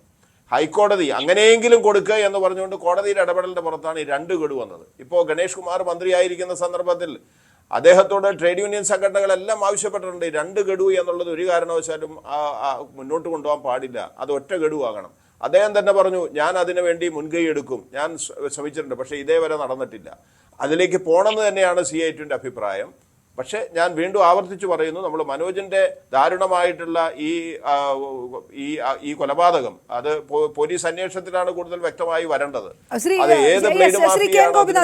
KSRTC വിഷയം വളരെ വിപുലമായിട്ടുള്ള ഒരു വിഷയമാണ്. KSRTCയെ സംബന്ധിച്ചിടത്തോളം അത് താങ്കൾക്കും അറിയാം, അത് നമ്മൾ ഇവിടെ ഇരിക്കുന്നവർക്കും അറിയാം. അത് ഈ ഒരു ചർച്ചയിലൊന്നും പറഞ്ഞു പോകുന്ന വിഷയമല്ല. പക്ഷേ അതല്ലാത്ത ഈ ബ്ലേഡ് മാഫിയകളെ കുറിച്ചുള്ള വിഷയത്തിനാണെങ്കിൽ ഇത് നിയമങ്ങൾ ഇല്ലാണ്ടില്ല. നിയമങ്ങൾ നമുക്ക് അറിയുന്നത് പോലെ തന്നെ ഈ സാധാരണ ബാങ്കുകൾ കൊടുക്കുന്ന പലിശയെക്കാളും 2-3% ഒക്കെ ആണ് ഈ നിയമം അനുസരിച്ചൊക്കെ ഈടാക്കാൻ പറ്റുന്നത്. പക്ഷേ അതിനേക്കാളൊക്കെ എത്ര ഇരട്ടി 25% പലിശയൊക്കെയാണ് ഈ പാലക്കാട് തന്നെ റിപ്പോർട്ട് ചെയ്തിട്ട് പലത്. അത് മാസപ്പലിശയാണ് 25% എന്നൊക്കെ പറയുന്നത്. അപ്പോൾ ഈ പരാതി പോകുന്ന സ്ഥലത്ത് ഈ ബ്ലേഡ് മാഫിയകളുമായിട്ട് അത്തരം സംഘങ്ങളുമായിട്ട് കൃത്യമായിട്ടുള്ള ബന്ധം പോലീസിന്, അധികൃതർക്ക്, ജനപ്രതിനിധികൾക്ക് വരെ ഇതൊന്നും പുതിയ വിഷയമല്ല. ഇങ്ങനെ നിൽക്കുമ്പോൾ ഇപ്പോൾ ഈ 9 ദിവസമായി ഒരാൾ ആശുപത്രി കിടന്നതാണ്. എന്താണ് ഇതുവരെ ഈ മിനിറ്റ് വരെ എന്ത് തരത്തിലുള്ള അന്വേഷണം നടക്കുന്നു, ഏത് തരത്തിലേക്ക് ആ നടപടി പോകുന്നു, ഇനി അങ്ങോട്ട് എന്ത് പോകും, ആ പ്രതീക്ഷ ബൈജുനുണ്ടോ എന്ന് എനിക്കറിയില്ല. ശ്രീ KN ഗോപിനാഥ്, താങ്കൾക്ക് തോന്നുന്നുണ്ടോ അത് കൃത്യമായിട്ട് നടക്കുമെന്ന്? അല്ല, കേരളത്തിലെ പോലീസിനെ നമ്മൾ അണ്ടർ എസ്റ്റിമേറ്റ് ചെയ്യേണ്ട കാര്യമില്ല. കേരളത്തിലെ പോലീസ് കാര്യക്ഷമമായി ഈ കാര്യങ്ങൾ അന്വേഷിക്കാൻ പ്രാപ്തമായിട്ടുള്ളത് തന്നെയാണ്. അതിൻ്റെതായിട്ടുള്ള സമയം ചിലപ്പോൾ എടുക്കാം, ചിലതിൽ സമയം എടുക്കാതെ തന്നെ വളരെ പെട്ടെന്ന് തന്നെ പ്രതികളെ പിടിക്കുന്ന രീതിയൊക്കെ ഉണ്ടാവാറുണ്ട്. അതില്ലൊന്നും പറയേണ്ട കാര്യമില്ല. അതുകൊണ്ട് പോലീസിനെ നമ്മൾ ഒരു തരം താഴ്ത്തി നിലപാടെടുക്കേണ്ട. പോലീസ് കർശനമായ നടപടി സ്വീകരിക്കണം. നേരത്തെ ഡിജോ കാപ്പനും ബിജു ഒക്കെ സൂചിപ്പിച്ച പോലെ ഇത് KSRTC ജീവനക്കാർ മാത്രമല്ല, കേരളത്തിൽ ഇതേപോലെ തന്നെ വട്ടിപ്പലിശക്കാരുടെ ആക്രമണവും അവരുടെ പീഡനവും കൊണ്ട് കുടുംബം മുന്നോട്ട് പോകാൻ കഴിയാത്ത വിധത്തിൽ വീട്ടിൽ നിന്ന് മാറി നിൽക്കുക, നാട് വിട്ടുപോകുക, മരണപ്പെടുക, ആത്മഹത്യ ചെയ്യുക, അതേപോലെ തന്നെ അവരുടെ തല്ലുകൊണ്ട് മരിക്കുക എന്നുള്ളത് ഒരു പ്രശ്നമാണ്. അവിടെ നമ്മൾ പോലീസ് മാത്രമല്ല, ഞാൻ പറയുന്നത് നമുക്ക് ജനങ്ങൾക്കൊരു പോലീസാവാൻ പാടില്ല. ക്രമസമാധാന പ്രശ്നം നമ്മൾ എല്ലാവരും കൂടി ഏറ്റെടുക്കാൻ പാടില്ല. എന്നാൽ പണ്ട് കാലത്ത് DYFI പോലുള്ള യുവജന സംഘടനകൾ, അതുപോലെ CIT പോലുള്ള സംഘടനകൾ, ഇത്തരം സംഘടനകളെല്ലാം ജനകീയ പ്രസ്ഥാനങ്ങളും സംഘടനകളും കേരളത്തിനകത്ത് കുറച്ചും കൂടി അവരുടെ പഴയ കാലത്തെ രീതിയിലേക്ക്, എന്ന് പറഞ്ഞാൽ അവരെ എല്ലാത്തിലും കയറി അലമ്പുണ്ടാക്കണം, ബസ്സിന്റെ കാറ്റ് കുത്തണം, ടയർ കുത്തണം, ടയർ കുത്തണം, ഗ്ലാസ് തല്ലി പൊളിക്കണം, യാത്രക്കാരനെ ഉപദ്രവിക്കണമെന്നല്ല ഞാൻ പറഞ്ഞത്. ബസ് ചാർജ് വർധനവയ്ക്കെതിരെ, സിനിമാ തിയേറ്ററിലെ വർധനവിനെതിരെ, ഈ 25% പലിശ ഈടാക്കുന്നവർക്കെതിരെ എല്ലാം ശക്തമായിട്ട് ഒരു ശബ്ദം ഉയർത്തേണ്ടുന്ന കാലഘട്ടം ഉയർന്നു വരുന്നുണ്ടെന്ന് എനിക്ക് തോന്നുന്നു. ആ ഒരു സോഷ്യൽ ഇടപെടൽ, സാമൂഹ്യ ഇടപെടൽ കുറേ കൂടി കേരളത്തിനകത്ത് ഇനിയും അത്തരം ബഹുജന സംഘടനകളുടെ ഭാഗത്തു നിന്ന് ഉയർന്നു വരേണ്ടതുണ്ട്. ഇപ്പോൾ എത്ര രൂപ, ഇപ്പം നമ്മൾ ഇത് സിനിമാ തിയേറ്ററിൽ പോയി 200 രൂപ 300 രൂപ കൊടുത്ത് 500 രൂപ കൊടുത്താണെങ്കിലും സിനിമ കാണാൻ എല്ലാവരും റെഡിയാണ്. ഞാനും റെഡിയാണ്, നമ്മളെല്ലാവരും റെഡിയാണ്. പക്ഷെ അങ്ങനെ റെഡിയാവുന്നതിനെതിരെ നേരത്തെ സമരം ഉണ്ടായിരുന്നു.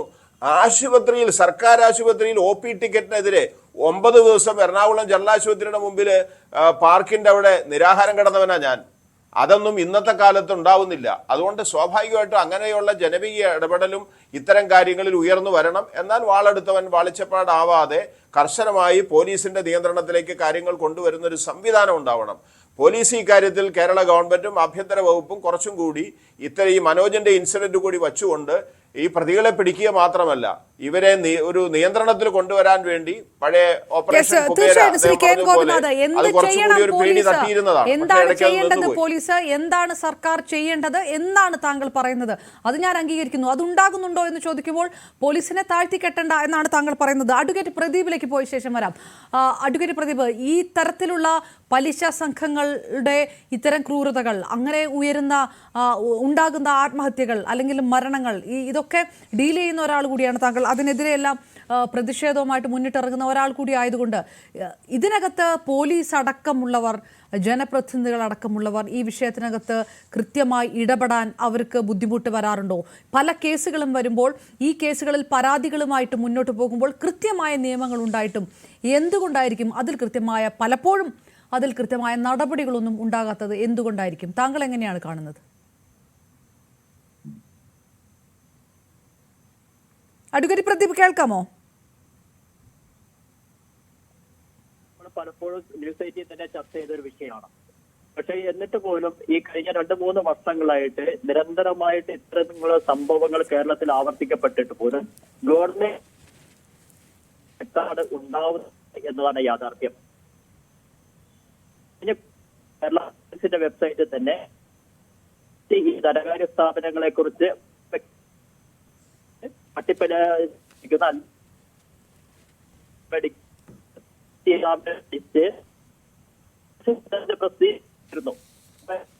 ചില സാങ്കേതിക വിഷയങ്ങൾ. അഡ്വക്കേറ്റ് പ്രദീപ്, ഞാൻ താങ്കളിലേക്ക് തിരികെ വരാം എന്ന് വിചാരിക്കുന്നു. അത് പെട്ടെന്ന് ശരിയാകുമെന്ന് പ്രതീക്ഷിക്കുന്നു. ഞാൻ PK ബൈജുവിലേക്ക് പോയ ശേഷം ശ്രീ PK ബൈജു, നേരത്തെ പറഞ്ഞതുപോലെയുള്ള താങ്കൾ KSRTC ജീവനക്കാർ അനുഭവിക്കുന്ന ആ വിഷയങ്ങൾ എണ്ണമിട്ട് താങ്കൾ പറഞ്ഞുകൊണ്ടിരിക്കുകയായിരുന്നു. അപ്പോഴും ഈ പറഞ്ഞ പോലെ ഉയരുന്ന വിഷയം, സാമ്പത്തികമായിട്ടൊരു ബുദ്ധിമുട്ട് വരുമ്പോൾ ആരെയാണ് ആശ്രയിക്കുക? ഈ പറഞ്ഞ പോലെ സിബിൽ സ്കോർ താഴ്ന്ന അവസ്ഥയിൽ നിൽക്കുന്നു, ഈട് കൊടുക്കാനുണ്ടാകുന്നില്ല, അതില്ലാതെ വായ്പ കിട്ടുന്ന ഒരു സാഹചര്യം വരുമ്പോൾ പിന്നെ മറ്റൊരു പോംവഴിയുമില്ല. ഭീമമായ പലിശയാണെങ്കിലും ഇതല്ലാതെ മറ്റൊരു പോംവഴിയുമില്ല എന്നുള്ളൊരു കാര്യമുണ്ട്. KSRTC ജീവനക്കാരെ സംബന്ധിച്ചിടത്തോളം അത്തരം റാക്കറ്റുകളിലേക്ക് കൂടുതലായിട്ട് പോകേണ്ട ഒരു സാഹചര്യം അത് ഈ കഴിഞ്ഞ കുറേ വർഷങ്ങളായിട്ടുണ്ട്. അത് കൂടിയാണോ അവിടെ തന്നെ നിൽക്കുന്ന ഒരാളെന്ന രീതിയിൽ താങ്കൾ അങ്ങനെ കൂടിയാണോ പറയുന്നത്? ഇത്തരം മൈക്രോ ഫിനാൻസ് സംഘങ്ങളെ ആശ്രയിക്കുന്ന KSRTC ജീവനക്കാരുടെ എണ്ണം കൂടിക്കൊണ്ടേയിരിക്കുന്നു, അതുകൂടിയാണോ?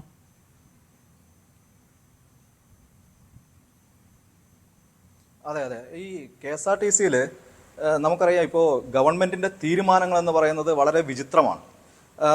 പ്രത്യേകിച്ച് നമുക്ക് ഒരു പണ്ടത്തെ ഒരു കഥയുണ്ട്, ഞാനൊക്കെ സ്കൂളിൽ പഠിച്ചുകൊണ്ടിരുന്നപ്പോൾ പഠിച്ച ഒരു കഥയുണ്ട്, മകൻ അച്ഛൻ്റെ പേര് നന്നാക്കിയത്. അതായത് മുട്ടോളം വെള്ളത്തിൽ കടത്ത് നിർത്തി ഇറക്കി വിട്ടിരുന്ന അച്ഛൻ്റെ പേര് നന്നാക്കിയത് മകൻ അരയോളം വെള്ളത്തിൽ കൊണ്ടുപോയി നിർത്തിയിട്ടാണ്. അതായത് ഈ മകനേക്കാൾ മെച്ചമാണ് അച്ഛൻ നന്നായി എന്ന് ഈ മകൻ പറയിപ്പിച്ചത് അങ്ങനെയാണ്. അതുപോലെ തന്നെയാണ് ഈ കേരളത്തിലെ മാറി മാറി ഭരിച്ച സർക്കാരുകള് ഈ കേരളത്തിലെ പൊതുമേഖലാ സ്ഥാപനങ്ങളോട് പ്രത്യേകിച്ച് KSRTC-യോട് എടുത്ത നയപരമായ നയവൈകല്യങ്ങളുടെ ഭാഗമായിട്ടാണ് ഇത്തരത്തിൽ KSRTC ജീവനക്കാരന്റെ അവസ്ഥ ഇത്രയും ദുരിതത്തിലായിരിക്കുന്നത്. ഇപ്പൊ ഞാൻ നേരത്തെ സൂചിപ്പിച്ചത് നമ്മുടെ ഡിജോ കാപ്പൻ സാറ് ഈ ചർച്ചയിൽ ഒരു വാക്ക് അദ്ദേഹം പറഞ്ഞു, KSRTC-യിൽ ജീവനക്കാർ കൂടുതലാണ് എന്നുള്ള രീതിയിൽ ഒരു വാക്ക് പറഞ്ഞു. അത് കൂടുതൽ ആയിരുന്നു എന്നൊക്കെ പറഞ്ഞാണ്. 46,000 ജീവനക്കാരുണ്ടായിരുന്നു, 46,000-ലധികം ജീവനക്കാരുണ്ടായിരുന്നു ഈ ഒന്നാം സർക്കാർ വരുന്ന സമയത്ത്. ഇന്ന് KSRTC-യിൽ 22,000 ജീവനക്കാരാണുള്ളത്. KSRTC-യിലെ ബസ് സർവീസ് നടത്തുന്നതിന് വേണ്ടി 22,000 ജീവനക്കാരാണുള്ളത്. ബസ്സുകളെല്ലാം ഏകദേശം പൂർണ്ണമായിട്ട് തന്നെ നേരത്തെ ഉണ്ടായിരുന്നതിനേക്കാൾ വളരെ കുറഞ്ഞുവെങ്കിലും ഏകദേശം പൂർണ്ണമായിട്ട് തന്നെ ബസ്സുകൾ സർവീസ് നടത്തുന്നുണ്ട്. അന്നുള്ളതിനേക്കാൾ ഒരുപാട് വരുമാനം KSRTC-ക്ക് ലഭിക്കുന്നുണ്ട്. ഇതൊക്കെ എങ്ങനെ മാനേജ് ചെയ്ത് കൊണ്ടുപോകുന്നു എന്ന് നമുക്ക് നോക്കിക്കഴിഞ്ഞാൽ നിങ്ങൾ KSRTC-യിൽ ഈ പറയുന്ന ജീവനക്കാരുടെ ഡ്യൂട്ടി എത്ര ഉണ്ട് എന്ന് ഒരു അന്വേഷണം നടത്തി നോക്കണം. KSRTC-യിൽ ഇത്രയും കുറഞ്ഞ ജീവനക്കാരെ വെച്ച് എങ്ങനെയാണ് സർവീസുകൾ മാനേജ് ചെയ്യുന്നതെന്ന് ചോദിച്ചാൽ, ഒരു ജീവനക്കാരൻ ഓട്ടി അടിച്ച് 50 ഡ്യൂട്ടി, 55 ഡ്യൂട്ടി, 60 ഡ്യൂട്ടി വരെയൊക്കെ ചെയ്യുന്ന ജീവനക്കാർ KSRTC-യിലുണ്ട്.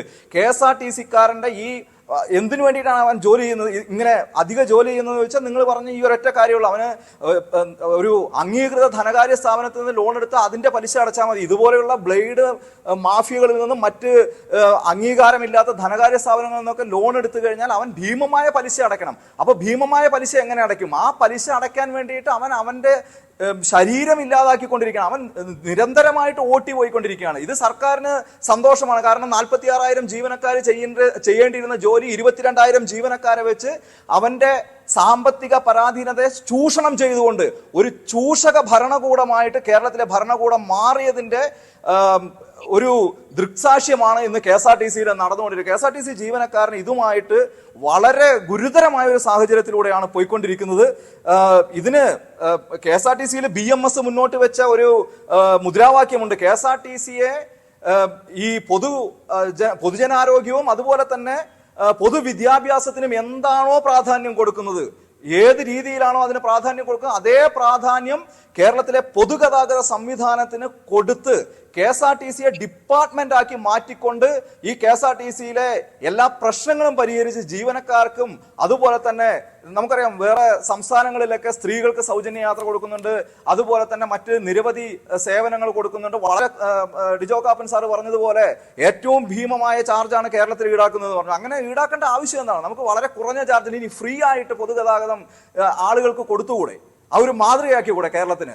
എല്ലാ യാത്രക്കാർക്കും, സ്ഥിരമായി യാത്ര ചെയ്യുന്ന ആളുകൾക്ക് സൗജന്യ യാത്ര ഏർപ്പാടാക്കിക്കൂടെ? ഇവിടെയുള്ള പാവപ്പെട്ട BPL കുടുംബങ്ങളിലെ അംഗങ്ങൾക്ക് അവർക്ക് ഫ്രീ ആയിട്ടുള്ള യാത്ര കൊടുത്തുകൂടെ? അതുപോലെ തന്നെ കേരളത്തിലെ സ്ത്രീജനങ്ങൾക്ക് ഫ്രീ ആയിട്ട് യാത്ര ചെയ്യാനുള്ള അവസരം കൊടുത്തുകൂടെ? ഇപ്പൊ തന്നെ KSRTC-യിൽ നിരവധിയായിട്ടുള്ള യാത്രാ സൗകര്യങ്ങൾ ഒരുക്കുന്നുണ്ട്. അതിന്റെ കൂടെ ഇതുകൂടെ ചെയ്ത് KSRTC ഒരു ലാഭം ഉണ്ടാക്കാനുള്ള സംവിധാനമല്ല, നിരത്തുകളിലെ അപകടങ്ങൾ കുറയ്ക്കാൻ നിരത്തിൽ ഇറങ്ങുന്ന നിരവധിയായിട്ടുള്ള വാഹനങ്ങൾ ഒഴിവാക്കിക്കൊണ്ട് ഒരു പൊതുഗതാഗത സംസ്കാരം കേരളത്തിൽ വളർത്തിയെടുക്കാൻ വേണ്ടിയിട്ടുള്ള ശ്രമം സർക്കാരിന്റെ ഭാഗത്തു നിന്നുണ്ടാവണം.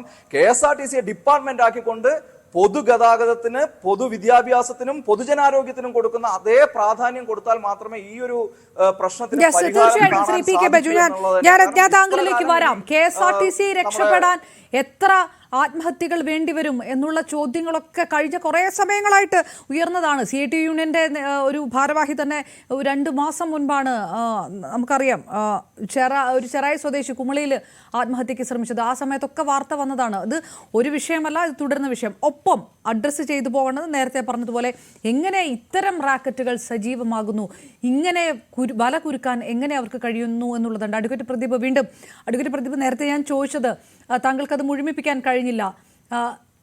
കൃത്യമായി പോലീസിന് നിയമ നടപടികളുമായി മുന്നോട്ട് പോകാൻ കഴിയാറുണ്ടോ ഈ വിഷയത്തിനകത്ത്?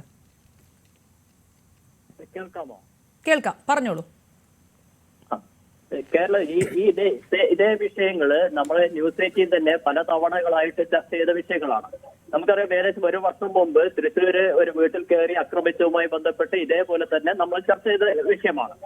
പക്ഷെ കേരള പോലീസിനെ സംബന്ധിച്ച് ഈ പുതിയ ധനകാര്യ സ്ഥാപനങ്ങളുടെ നടപടി സ്വീകരിക്കുന്ന കാര്യത്തിൽ വളരെ നിഷ്ക്രിയമായ നിലപാടുകളാണുള്ളത്.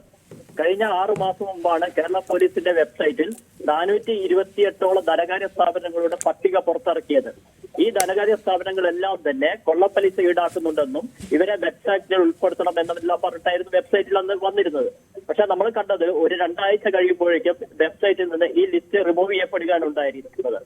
കാരണം സാധാരണ ജനങ്ങൾക്കുള്ള ഒരു പബ്ലിക് അവയർനെസ് എന്ന രീതിയിലായിരുന്നു ആ വെബ്സൈറ്റിൽ ഈ ലിസ്റ്റ് കൊടുത്തത്. ഈ ധനകാര്യ സ്ഥാപനങ്ങളുമായി പൊതുജനങ്ങൾ ഇടപെടാൻ പാടില്ല എന്നും ഈ ധനകാര്യ സ്ഥാപനങ്ങൾ കൊള്ളപ്പലിശയാണ് ഈടാക്കുന്നതെന്നും തുടങ്ങിയ ഒട്ടനവധി റിപ്പോർട്ടുകൾ അതിന്റെ ഭാഗമായിട്ട് ചേർക്കപ്പെടുകയും ചെയ്തു. പക്ഷേ 2 ആഴ്ച കഴിഞ്ഞപ്പോൾ നമ്മൾ പരിശോധിച്ചപ്പോൾ ഈ 428 സ്ഥാപനങ്ങളുടെ ലിസ്റ്റ് കേരള പോലീസിന്റെ വെബ്സൈറ്റിൽ നിന്ന് പോലും അത് റിമൂവ് ചെയ്യപ്പെടുകയാണ് ഉണ്ടായത്.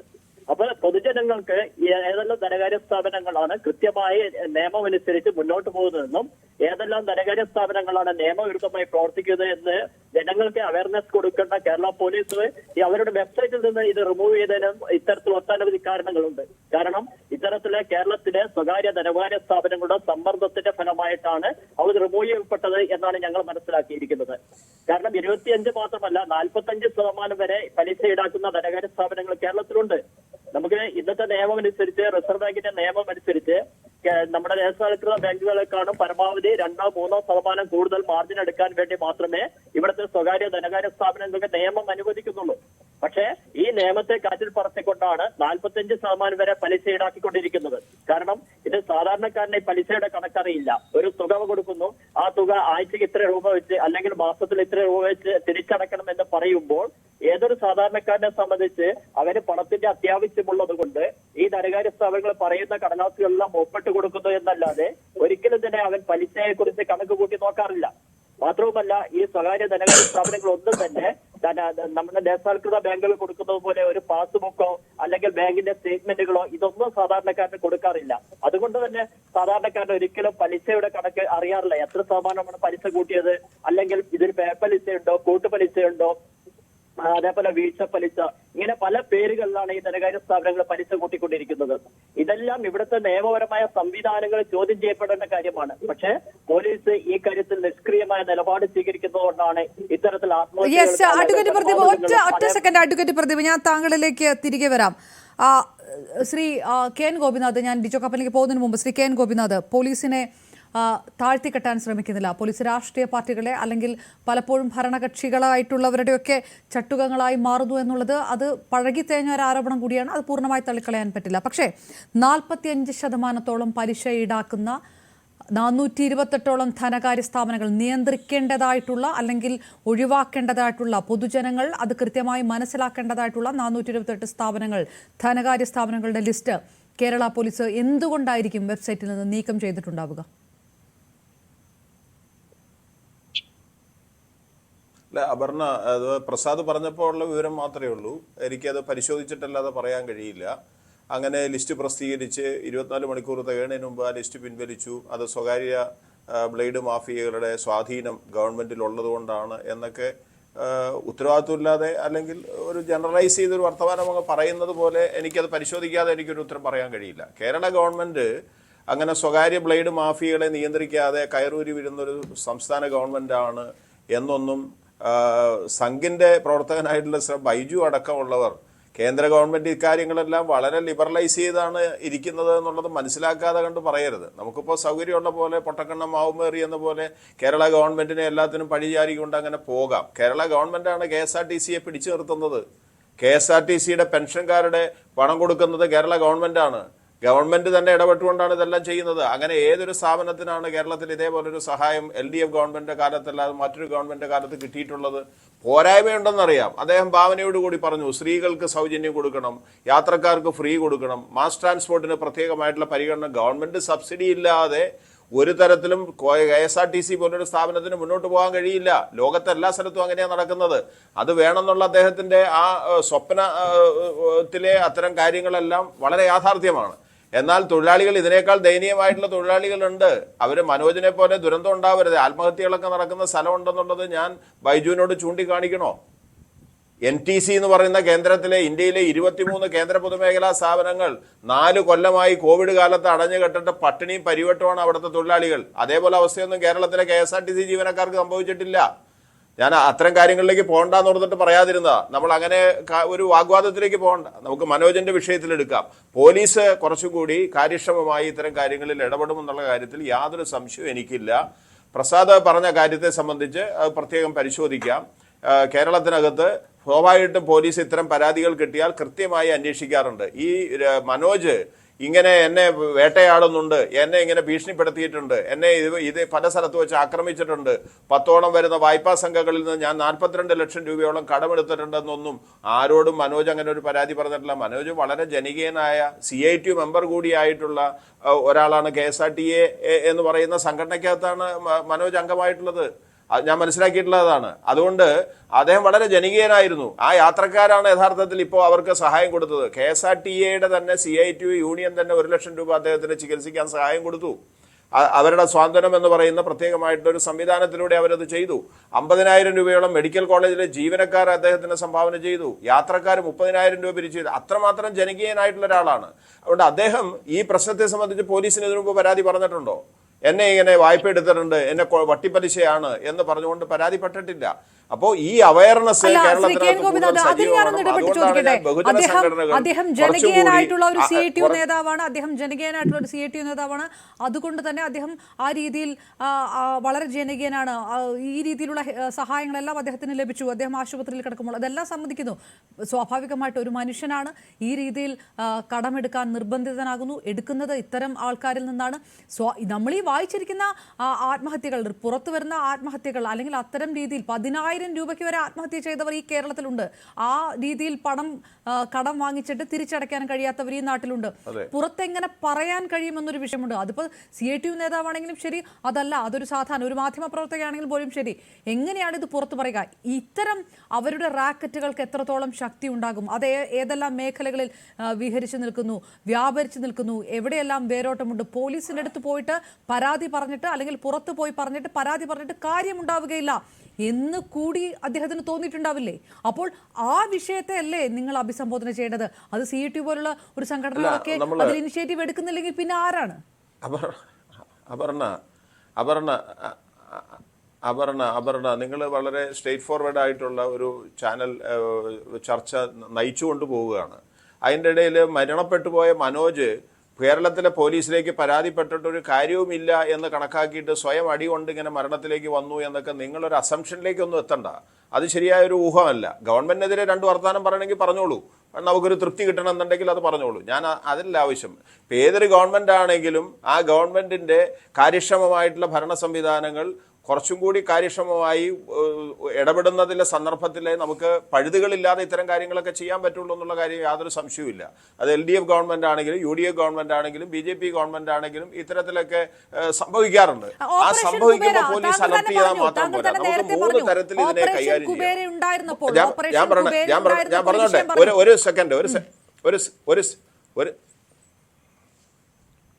ഒരു സെക്കൻഡ് ഞാൻ ഒരു 3 തരത്തിൽ നമുക്കിതിനെ കൈകാര്യം ചെയ്യാൻ കഴിയണം. ഒന്ന്, പരാതി ഉണ്ടാകുമ്പോഴാണ് പോലീസ് ഇടപെടുന്നത്, അല്ലാതെ പോലീസിന് ഇടപെടാൻ കഴിയില്ല. പോലീസ് ഇടപെടുന്നത് പരാതി വരുമ്പോഴാണ്. ആ പരാതി വരുമ്പോൾ പോലീസ് വിട്ടുവീഴ്ചയില്ലാതെ കർശനമായി അതിൻ്റെ പിന്നാലെ പോയി അതിൻ്റെ എല്ലാ നൂനാലമലകളും ചതിക്കുഴികളും മനസ്സിലാക്കിക്കൊണ്ട് പ്രതികളെ ശിക്ഷിക്കുന്നതിനാവശ്യമായിട്ടുള്ള കർശനമായ നടപടിയിലേക്ക് പോകുമ്പോൾ ഇത് ആവർത്തിക്കാതിരിക്കുക. അതാണ് ഒരു വഴി. 2, ഇതുപോലുള്ള ബ്ലേഡ് മാഫിയകളെ നിയന്ത്രിക്കാൻ കഴിയുന്ന വിധത്തിലേക്ക്, അരാജക പ്രവണതകൾ പ്രോത്സാഹിപ്പിക്കാത്ത വിധത്തിൽ ഗവൺമെന്റിന്റെ നിയന്ത്രണങ്ങളും നിയമ സംവിധാനങ്ങളും കുറച്ചും കൂടി കാര്യക്ഷമമാകണം. ക്രമസമാധാനത്തിന്റെ പോലീസിന്റെ ചുമതല ഏറ്റെടുത്തില്ലെങ്കിലും നാട്ടിലെ CITU അടക്കമുള്ള ട്രേഡ് യൂണിയൻ സംഘടനകൾ, ഞാൻ പറയുന്നത് ബഹുജന സംഘടനകൾ അടക്കം, ഇതുപോലെ നടക്കുന്ന പ്രശ്നങ്ങളെ സംബന്ധിച്ച് ജനങ്ങളുടെ ഇടയിലേക്ക് വലിയൊരു ബോധവൽക്കരണം കൊണ്ടുവരുന്ന ക്യാമ്പയിനർമാരായി മാറണം. അരുതാത്തതിനെതിരെ ചോദ്യം ചെയ്യാൻ തയ്യാറാവണം. ആ തയ്യാറാവൽ കുറെ അധികം കേരളത്തിനകത്ത് ഉണ്ടായതാണ്. പക്ഷെ അത് കുറച്ചു കാലമായിട്ട് ഇതെല്ലാം അഡ്ജസ്റ്റ് ചെയ്ത് പോകുന്ന രീതിയിലാണ് ജനങ്ങൾ. പൈസ ഉള്ളവൻ ഇഷ്ടമുള്ള പൈസ കൊടുത്ത് ജീവിക്കുന്നു, ആരും അതിനെ എതിർക്കുന്നില്ല.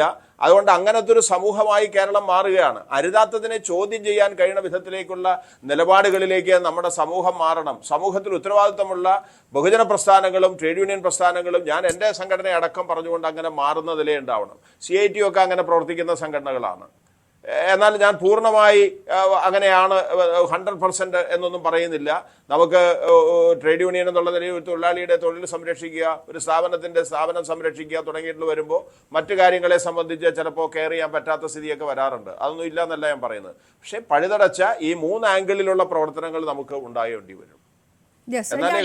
ഞാൻ ഒന്നിടപെടുന്നു. ശ്രീ ഡിജോ കാപ്പൻ, പോലീസിനെ ഇകഴ്ത്തി പറയണ്ട, പക്ഷേ ഇത് പോലീസിനപ്പുറത്തേക്കാണ്. ഒരുപക്ഷെ ഈ വലകളുടെയൊക്കെ ഇത് അതിനപ്പുറത്തേക്കാണ്. അതിപ്പോൾ ഏത് സർക്കാർ മാറി വരികയാണെങ്കിലും അത് സമ്മതിക്കാൻ ശ്രീ KN ഗോപിനാഥ് എന്തിനാണ് മടി കാണിക്കുന്നത് അറിയില്ല. ഞാൻ വളരെ ജനറലായിട്ട് പറയുന്ന ഒരു വിഷയമല്ല. ഒരാൾക്ക് പണത്തിന് ആവശ്യം വരുന്നു, അത് KSRTC ബസ് കണ്ടക്ടറായിട്ടില്ല മറ്റാരെങ്കിലും ആകട്ടെ, കൃത്യമായ രീതിയിൽ നിങ്ങളൊരു ബാങ്കിൽ പോകുമ്പോൾ ബാങ്ക് നിങ്ങൾക്ക് പണം നൽകുന്നില്ല. അവിടെ KSRTCയുടെ വിഷയമുണ്ട്. KSRTC ജീവനക്കാർ അനുഭവിക്കുന്ന ആ പ്രയാസമുണ്ട്. സ്വാഭാവികമായിട്ടും നമുക്ക് വേണ്ടത് പണമാണ്. നമ്മുടെ ജീവിതത്തിലെ ദൈനംദിന കാര്യങ്ങൾ നടത്താൻ പണം തരുന്നിടത്താണ് പോകുന്നത്. ആ കണ്ടീഷൻസ് നോക്കുന്നില്ല. എത്ര പലിശ ആയിക്കൊള്ളട്ടെ, കാര്യം നടക്കണമല്ലോ എന്ന് കരുതുന്നു. അതിനുശേഷമാണ് ഇത്രയും വലിയ കുരുക്കിലാണല്ലോ വന്ന് പെടുന്നത് എന്ന് പറയും. എവിടെയാണ്, ഏത് ഭാഗത്താണ് ഇത് നിയന്ത്രിക്കാൻ കഴിയുക? ഇവിടെ ഞാൻ മനോജ് പരാതി കൊടുത്തില്ല എന്ന് പറയുന്നതിനകത്ത് ഞാൻ ഒരിക്കലും മനോജിനെ കുറ്റപ്പെടുത്തില്ല.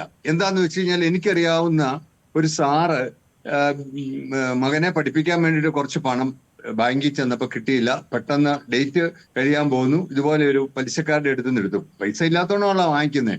മകൻ വിട്ടുപോയി, പഠിക്കുന്ന അടുത്തുനിന്ന് റിട്ടേണും ഇല്ല. അവസാനം ഇവരെന്താ ചെയ്യുന്നതെന്ന് വെച്ച് കഴിഞ്ഞാൽ, നേരെ സ്കൂളിലോട്ട് ചെല്ലുക. സ്കൂളിൽ ചെന്ന് ബഹളം ഉണ്ടാക്കുമ്പോൾ സ്വാഭാവികമായിട്ടും പിറ്റേ ദിവസം തന്നെ ഭാര്യയുടെ താലിമാല പറിച്ച് അല്ലെങ്കിൽ അത് വിറ്റിട്ട് കൊടുക്കും. ഇല്ലെങ്കിൽ സ്ത്രീകളെ അങ്ങ് പേടിപ്പിക്കുക. ഇപ്പോഴത്തെ ഇവരുടെ ഏറ്റവും വലിയ നമ്പർ എന്ന് പറഞ്ഞാൽ, പുരുഷന്മാർക്ക് ലോൺ കൊടുക്കണമെങ്കിൽ അമ്മയുടെയും ഭാര്യയുടെയും ചെക്ക് വേണമെന്നാണ് പറയുന്നത്. അപ്പൊ അങ്ങനെയുള്ള ഒരു സ്ഥലത്ത് സ്വാഭാവികമായും ഈ മനോജ് എന്ന് പറയുന്ന കണ്ടക്ടർ എന്താ, അദ്ദേഹം ഡ്യൂട്ടിക്ക് പോകുന്നയാളാ. ഇവര് യാതൊരു മടിയും കൂടാതെ യാത്രക്കാരുടെ എടുത്ത് വെച്ച് കാശ് മേടിച്ചാൽ പോരാ, തിരിച്ചു തരുന്നൊക്കെ പറഞ്ഞ് അപമാനിക്കുമെന്ന് പേടിച്ചിട്ടായിരിക്കാം നമുക്ക് മരിച്ചു പോയതുകൊണ്ട് നമുക്കറിയത്തില്ല. എന്തായാലും ഇക്കാര്യത്തിൽ കേരളത്തിൽ അല്ലെങ്കിൽ ഇന്ത്യയിലെ പൊതുമേഖലാ നമ്മുടെ ബാങ്കുകൾക്കും ഇതിന്റെ ഒരു ഉത്തരവാദിത്വമുണ്ട്. സർഫാസി ആക്ട് ആണെങ്കിൽ പാർലമെന്റിൽ ചർച്ച കൂടാതെ പാസ്സാക്കി. അതിനുശേഷം ഞങ്ങളൊക്കെ ചില MP-മാരുടെ അടുത്ത് ഒരു നിവേദനം കൊടുത്തിരുന്നു. അതായത് നമ്മളൊരു ബാങ്കിൽ നിന്ന് ലോൺ എടുത്ത് കുടിശ്ശിക വന്ന് ഇത് ജപ്തിയുടെ ഇതായി കഴിയുമ്പോൾ എങ്ങനെയും കൊണ്ട് അടച്ചു കഴിഞ്ഞാലും നമ്മുടെ ക്രെഡിറ്റ് സ്കോർ താഴെ പോകും. ആ താഴെ പോകുന്ന ഇവര് പിന്നെ മാറ്റില്ല.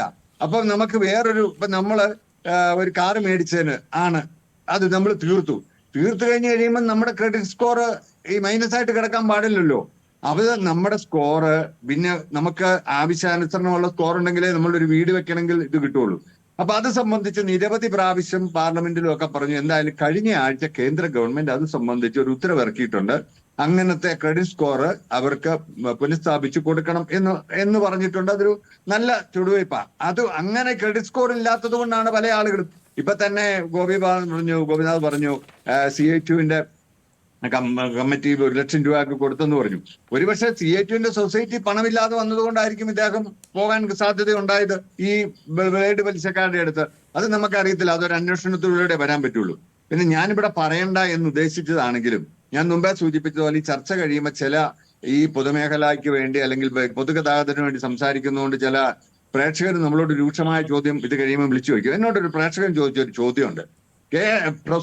ഞാൻ സ്വകാര്യ ബസ്സുകളുടെ വക്താവല്ല, എങ്കിൽ പോലും പ്രേക്ഷകനെ ഉദ്ധരിച്ചുകൊണ്ട് ഞാൻ തന്നെ പറയാം.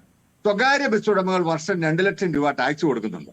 എന്നിട്ട് ഈ കഴിഞ്ഞ 8 കൊല്ലം കൊണ്ട് ഞങ്ങളുടെ നികുതി പണത്തിൽ നിന്ന് 10,000 കോടി രൂപ കൊടുത്തിട്ട് ഈ KSRTC ബസ് ഓടുന്നതിന് നിങ്ങൾ എന്തിനു സപ്പോർട്ട് ചെയ്യുന്നു? ഞാനത് കണക്ക് കൂട്ടി നോക്കിയപ്പോൾ ഒരു ബസ് ഓടിക്കാൻ 5,000 രൂപ പൊതുഖജനാവിൽ നിന്ന് കൊടുത്തുകൊണ്ടാണ് 2 ലക്ഷം രൂപ സ്വകാര്യ ബസ് ഉടമകൾ സർക്കാരിലേക്ക് അടയ്ക്കുമ്പം കേരളത്തിലെ ജനങ്ങളുടെ പോക്കറ്റിൽ നിന്ന് ഈ ഇത്രയും രൂപ എടുത്തു കൊടുക്കുന്നത് കണക്കാക്കിയാൽ, ഈ കേരളത്തിൽ ഓടുന്ന ബസ്സുകളെ വെച്ച് കണക്കാക്കിയാൽ 5,000 രൂപ വെച്ച് പ്രതിദിനം ഓരോ KSRTC ബസ് കേരളത്തിൽ ഓടുമ്പോഴും നമ്മൾ കൊടുത്തോണ്ടിരിക്കുക. നമ്മളൊക്കെ ഒരു കാലഘട്ടങ്ങളിൽ ഇവിടെ മൊബൈൽ ഫോണ് എതിരായിട്ട് ഇവിടെ വലിയ സമരം നടന്നിരുന്നു. റിലയൻസ് വന്നപ്പോഴും ഞാൻ ഇപ്പോഴും BSNL മൊബൈൽ ഫോൺ ഉപയോഗിക്കുന്നത്. എന്ന് വെച്ചാൽ അതൊരു പൊതുമേഖലാ സ്ഥാപനം എന്നുള്ളതുകൊണ്ട് നെറ്റ് ഒക്കെ വളരെ സ്ലോ ഒക്കെ എങ്കിൽ പോലും. പക്ഷേ ഇന്നിപ്പോ ആളുകളുടെ എല്ലാം കയ്യിൽ അത് ചെല്ലാൻ കാരണം എന്താ? ഇവിടെ സ്വകാര്യ ആളുകൾ വന്നപ്പോ കോമ്പറ്റീഷൻ ഭയങ്കരമായി എന്ന് പറഞ്ഞതുപോലെ ഇവിടെ കോമ്പറ്റീഷൻ ഉണ്ടായിട്ട് പോലും KSRTCക്ക് അതിനെ അതിജീവിക്കാൻ കഴിയുന്നില്ല. പിന്നെ എപ്പോഴും ഈ ട്രേഡ് യൂണിയൻ നേതാക്കൾ വന്നിട്ട് പ്രേക്ഷകരെ തെറ്റിദ്ധരിപ്പിക്കും. മാനേജ്മെന്റിന്റെ ഘടികാരസ്ഥതയാണ്. പ്രേക്ഷകർ മനസ്സിലാക്കണം, KSRTC മാനേജ്മെന്റിൽ ആരാണ് മാനേജ്മെന്റ് എന്നുള്ളതാണ്. ഗവൺമെന്റ് അപ്പോയിന്റ് ചെയ്യുന്ന ഒരു മാനേജിംഗ് ഡയറക്ടറും ഒരു അക്കൗണ്ട്സ് ഓഫീസർ ഒഴിച്ച് ബാക്കി മുഴുവൻ ആളുകളും KSRTCയിൽ ക്ലർക്കായി കയറി ATO ആയി DTO ആയി എക്സിക്യൂട്ടീവ് ഡയറക്ടർ ആയവരാ. ഇവരെ ഇത് നന്നാക്കാൻ വേണ്ടിയിട്ട് സുശീൽ ഖന്ന എന്ന് പറയുന്ന ബംഗാളിൽ നിന്ന് വന്ന ഒരു എക്സ്പെർട്ട് റിപ്പോർട്ട് കൊടുത്തു. അദ്ദേഹം കണ്ടെത്തി അയോഗ്യരായ ഒത്തിരി പേർ അവിടെ ഇരിപ്പുണ്ട്, അവരെയൊക്കെ മാറ്റണം. അവരൊക്കെ ഇപ്പോഴും ഇരിക്കുക, KSRTC താഴോട്ട് പോകും. എത്രയോ കാലമായി പറയുന്നു ATO മുതലുള്ളത് പ്രൊഫഷണൽ ഡിഗ്രി ഒക്കെ ഉള്ള ആളുകളെ കൊണ്ടുവരണം, എന്നാലേ ഇത് നന്നാവുള്ളൂ എന്ന്. അത് നന്നാക്കാൻ ശ്രമിക്കല്ല. നിങ്ങൾ എന്നോട് പിണങ്ങരുത്. ഞാനൊരു കാര്യം ചോദിച്ചോട്ടെ. കഴിഞ്ഞ LDF ഗവൺമെന്റിന്റെ കാലത്ത് 6 മാനേജിംഗ് ഡയറക്ടർമാരെ മാറ്റി. അതിലൊരു മാനേജിംഗ് ഡയറക്ടർക്ക് അന്നത്തെ CITUവിന്റെ പ്രസിഡന്റ് പറഞ്ഞു, താൻ നാളെ ആ കസേരയിൽ ഉണ്ടാവില്ല, ഞാനാ പറയുന്നതെന്ന് പറഞ്ഞു. ആ മാസം കൃത്യം ഗവൺമെന്റിന്റെ സപ്പോർട്ട് ഇല്ലാതെ ഇവർക്ക് 1-ാം തീയതി ശമ്പളം കൊടുത്ത MD-യാ. ആ MD-യെ ഇദ്ദേഹം പറഞ്ഞതുപോലെ പിറ്റേ ദിവസം ആ കസേരയിൽ നിന്ന് മാറ്റി. അപ്പൊ ഇവരെയൊക്കെ ഇട്ട് പന്താടാൻ വേണ്ടി പന്താടിയതിന്റെ പേരിൽ ഈ KSRTC ഈ പരുവത്തിലാക്കിയിട്ട് മനോജിനെ പോലെയുള്ള ആളുകളെ സൃഷ്ടിച്ചതിനകത്ത് കേരളത്തിലെ ഗവൺമെന്റിനല്ല, ഇടത് ഗവൺമെന്റ് ആയാലും അല്ലെങ്കിൽ ഉത്തരവാദിത്വം ഇതിന് നേതൃത്വം കൊടുത്ത ട്രേഡ് യൂണിയൻ തന്നെയാന്ന് പറയും. ട്രേഡ് യൂണിയൻ നേതാക്കന്മാർ എന്നോട് പിണങ്ങിയിട്ട് കാര്യമില്ല. അതിന്റെ ഒരു കാര്യം കൂടി ഞാൻ പറയാം. ഇവിടെ ജീവനക്കാരുടെ സംഖ്യയെ കുറിച്ച് ഞാൻ പറഞ്ഞെന്ന് പറഞ്ഞു. 1980-85 കാലഘട്ടങ്ങളിൽ ഒരു ബസ്സിന് 12 ജീവനക്കാരുണ്ടായിരുന്നപ്പം ഞങ്ങളിത് കൂടുതലാണ്, തമിഴ്നാട്ടിലെ പോലെയൊക്കെ ഇത് 7-ലോട്ടും 6-ലോട്ടും വന്നില്ലെങ്കിൽ നിങ്ങൾക്ക് ശമ്പളവും പെൻഷനും മുടങ്ങുമെന്ന് പറഞ്ഞപ്പം ഞങ്ങളെയൊക്കെ ആക്ഷേപിക്കുമായിരുന്നു. ഇന്നത് 7-ലോട്ട് വന്നിട്ട് നമുക്ക് ശമ്പളം 1-ാം തീയതി കൊടുക്കാൻ പറ്റുന്നില്ലെങ്കിൽ കഴിഞ്ഞ കാല ബാധ്യതയാണ്. ഇപ്പൊ കഴിഞ്ഞ ദിവസം കൊടുത്ത 93 കോടി രൂപയില് 70 കോടി രൂപ കഴിഞ്ഞ കാല ബാധ്യത അടയ്ക്കാൻ വേണ്ടിയിട്ടാ. ബാക്കി പണമേ ശമ്പളമായിട്ട് കിട്ടുന്നുള്ളൂ. അപ്പൊ ഇതൊക്കെ പറയിപ്പിക്കാൻ ഇടവരുത്തിയത് കഴിഞ്ഞ. ഇനിയെങ്കിലും നിങ്ങൾ ഇതിൽ നിന്നൊരു മാറ്റം ഉണ്ടാക്കിയില്ലെങ്കിൽ സ്വാഭാവികമായിട്ടും ഇത് വലിയ അപകടത്തിലോട്ട് പോകും. ഈ പൊതുമേഖലാ സ്ഥാപനം ഇല്ലാതെ വന്നാൽ കേരളത്തിലെ പാവപ്പെട്ട യാത്രക്കാർക്ക് ഇന്നിപ്പം ഈ മാസം കേരളത്തിലെ എല്ലാ നിയോജക മണ്ഡലത്തിലെ MLA-മാർ യോഗം വിളിച്ചു കൂട്ടിക്കൊണ്ടിരിക്കുക. പൊതുമേഖലയെ നിലനിർത്തണം, അതുകൊണ്ട് പോക്കറ്റ് റോഡുകളിൽ കൂടിയൊക്കെ നമുക്ക് സർവീസ് സ്വകാര്യ ആളുകളെങ്കിലും വരണം എന്നും പറഞ്ഞുകൊണ്ട്. പക്ഷെ വരികയില്ല.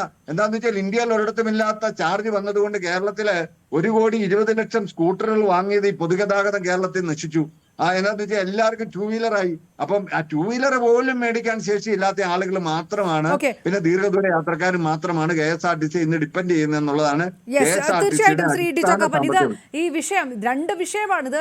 ഒരു ചർച്ചയാണെങ്കിലും ഇത് 2 വിഷയത്തിലേക്ക് പോകുന്നു. രണ്ടും വളരെ ഗഹനമായിട്ടുള്ള വിഷയമാണ്. പക്ഷേ അപ്പോഴും ഈ പലിശ സംഘങ്ങൾ KSRTC ജീവനക്കാർ മാത്രമല്ല, ഇത്തരം വാർത്തകൾ വന്നുകൊണ്ടേയിരിക്കുന്നു. ഇത്തരം റാക്കറ്റുകൾ പെടുന്ന ഒരു വലിയ വാർത്ത. അതുകൊണ്ട് തന്നെ ന്യൂസ് 18 അടുത്ത ദിവസം ഒരു വിശദമായ ഒരു കവറേജിലേക്ക് കൂടി കടക്കുന്നുണ്ട്, പലിശ സംഘങ്ങളുമായിട്ട് ബന്ധപ്പെട്ടുള്ള വാർത്തകൾ ഉൾപ്പെടുത്തിക്കൊണ്ട്. ഒറ്റ കാര്യം ഞാൻ തിരികെ PK ബൈജുലേക്ക് ഞാൻ വരാം. ശ്രീ പ്രദീപ്, ഒരു കാര്യം പറയാനുണ്ട്. അതായത് ഒരു ഒറ്റ കാര്യം എനിക്ക് പറയാനുള്ളൂ. ബഹുമാനപ്പെട്ട CITUവിന്റെ നേതാവ് എന്താലോചിച്ച് പറഞ്ഞതാണ് എന്ന് എനിക്കറിയില്ല. അദ്ദേഹം പറഞ്ഞ ഒരു കാര്യം തിരുത്താൻ വേണ്ടി അദ്ദേഹം തയ്യാറാവണം.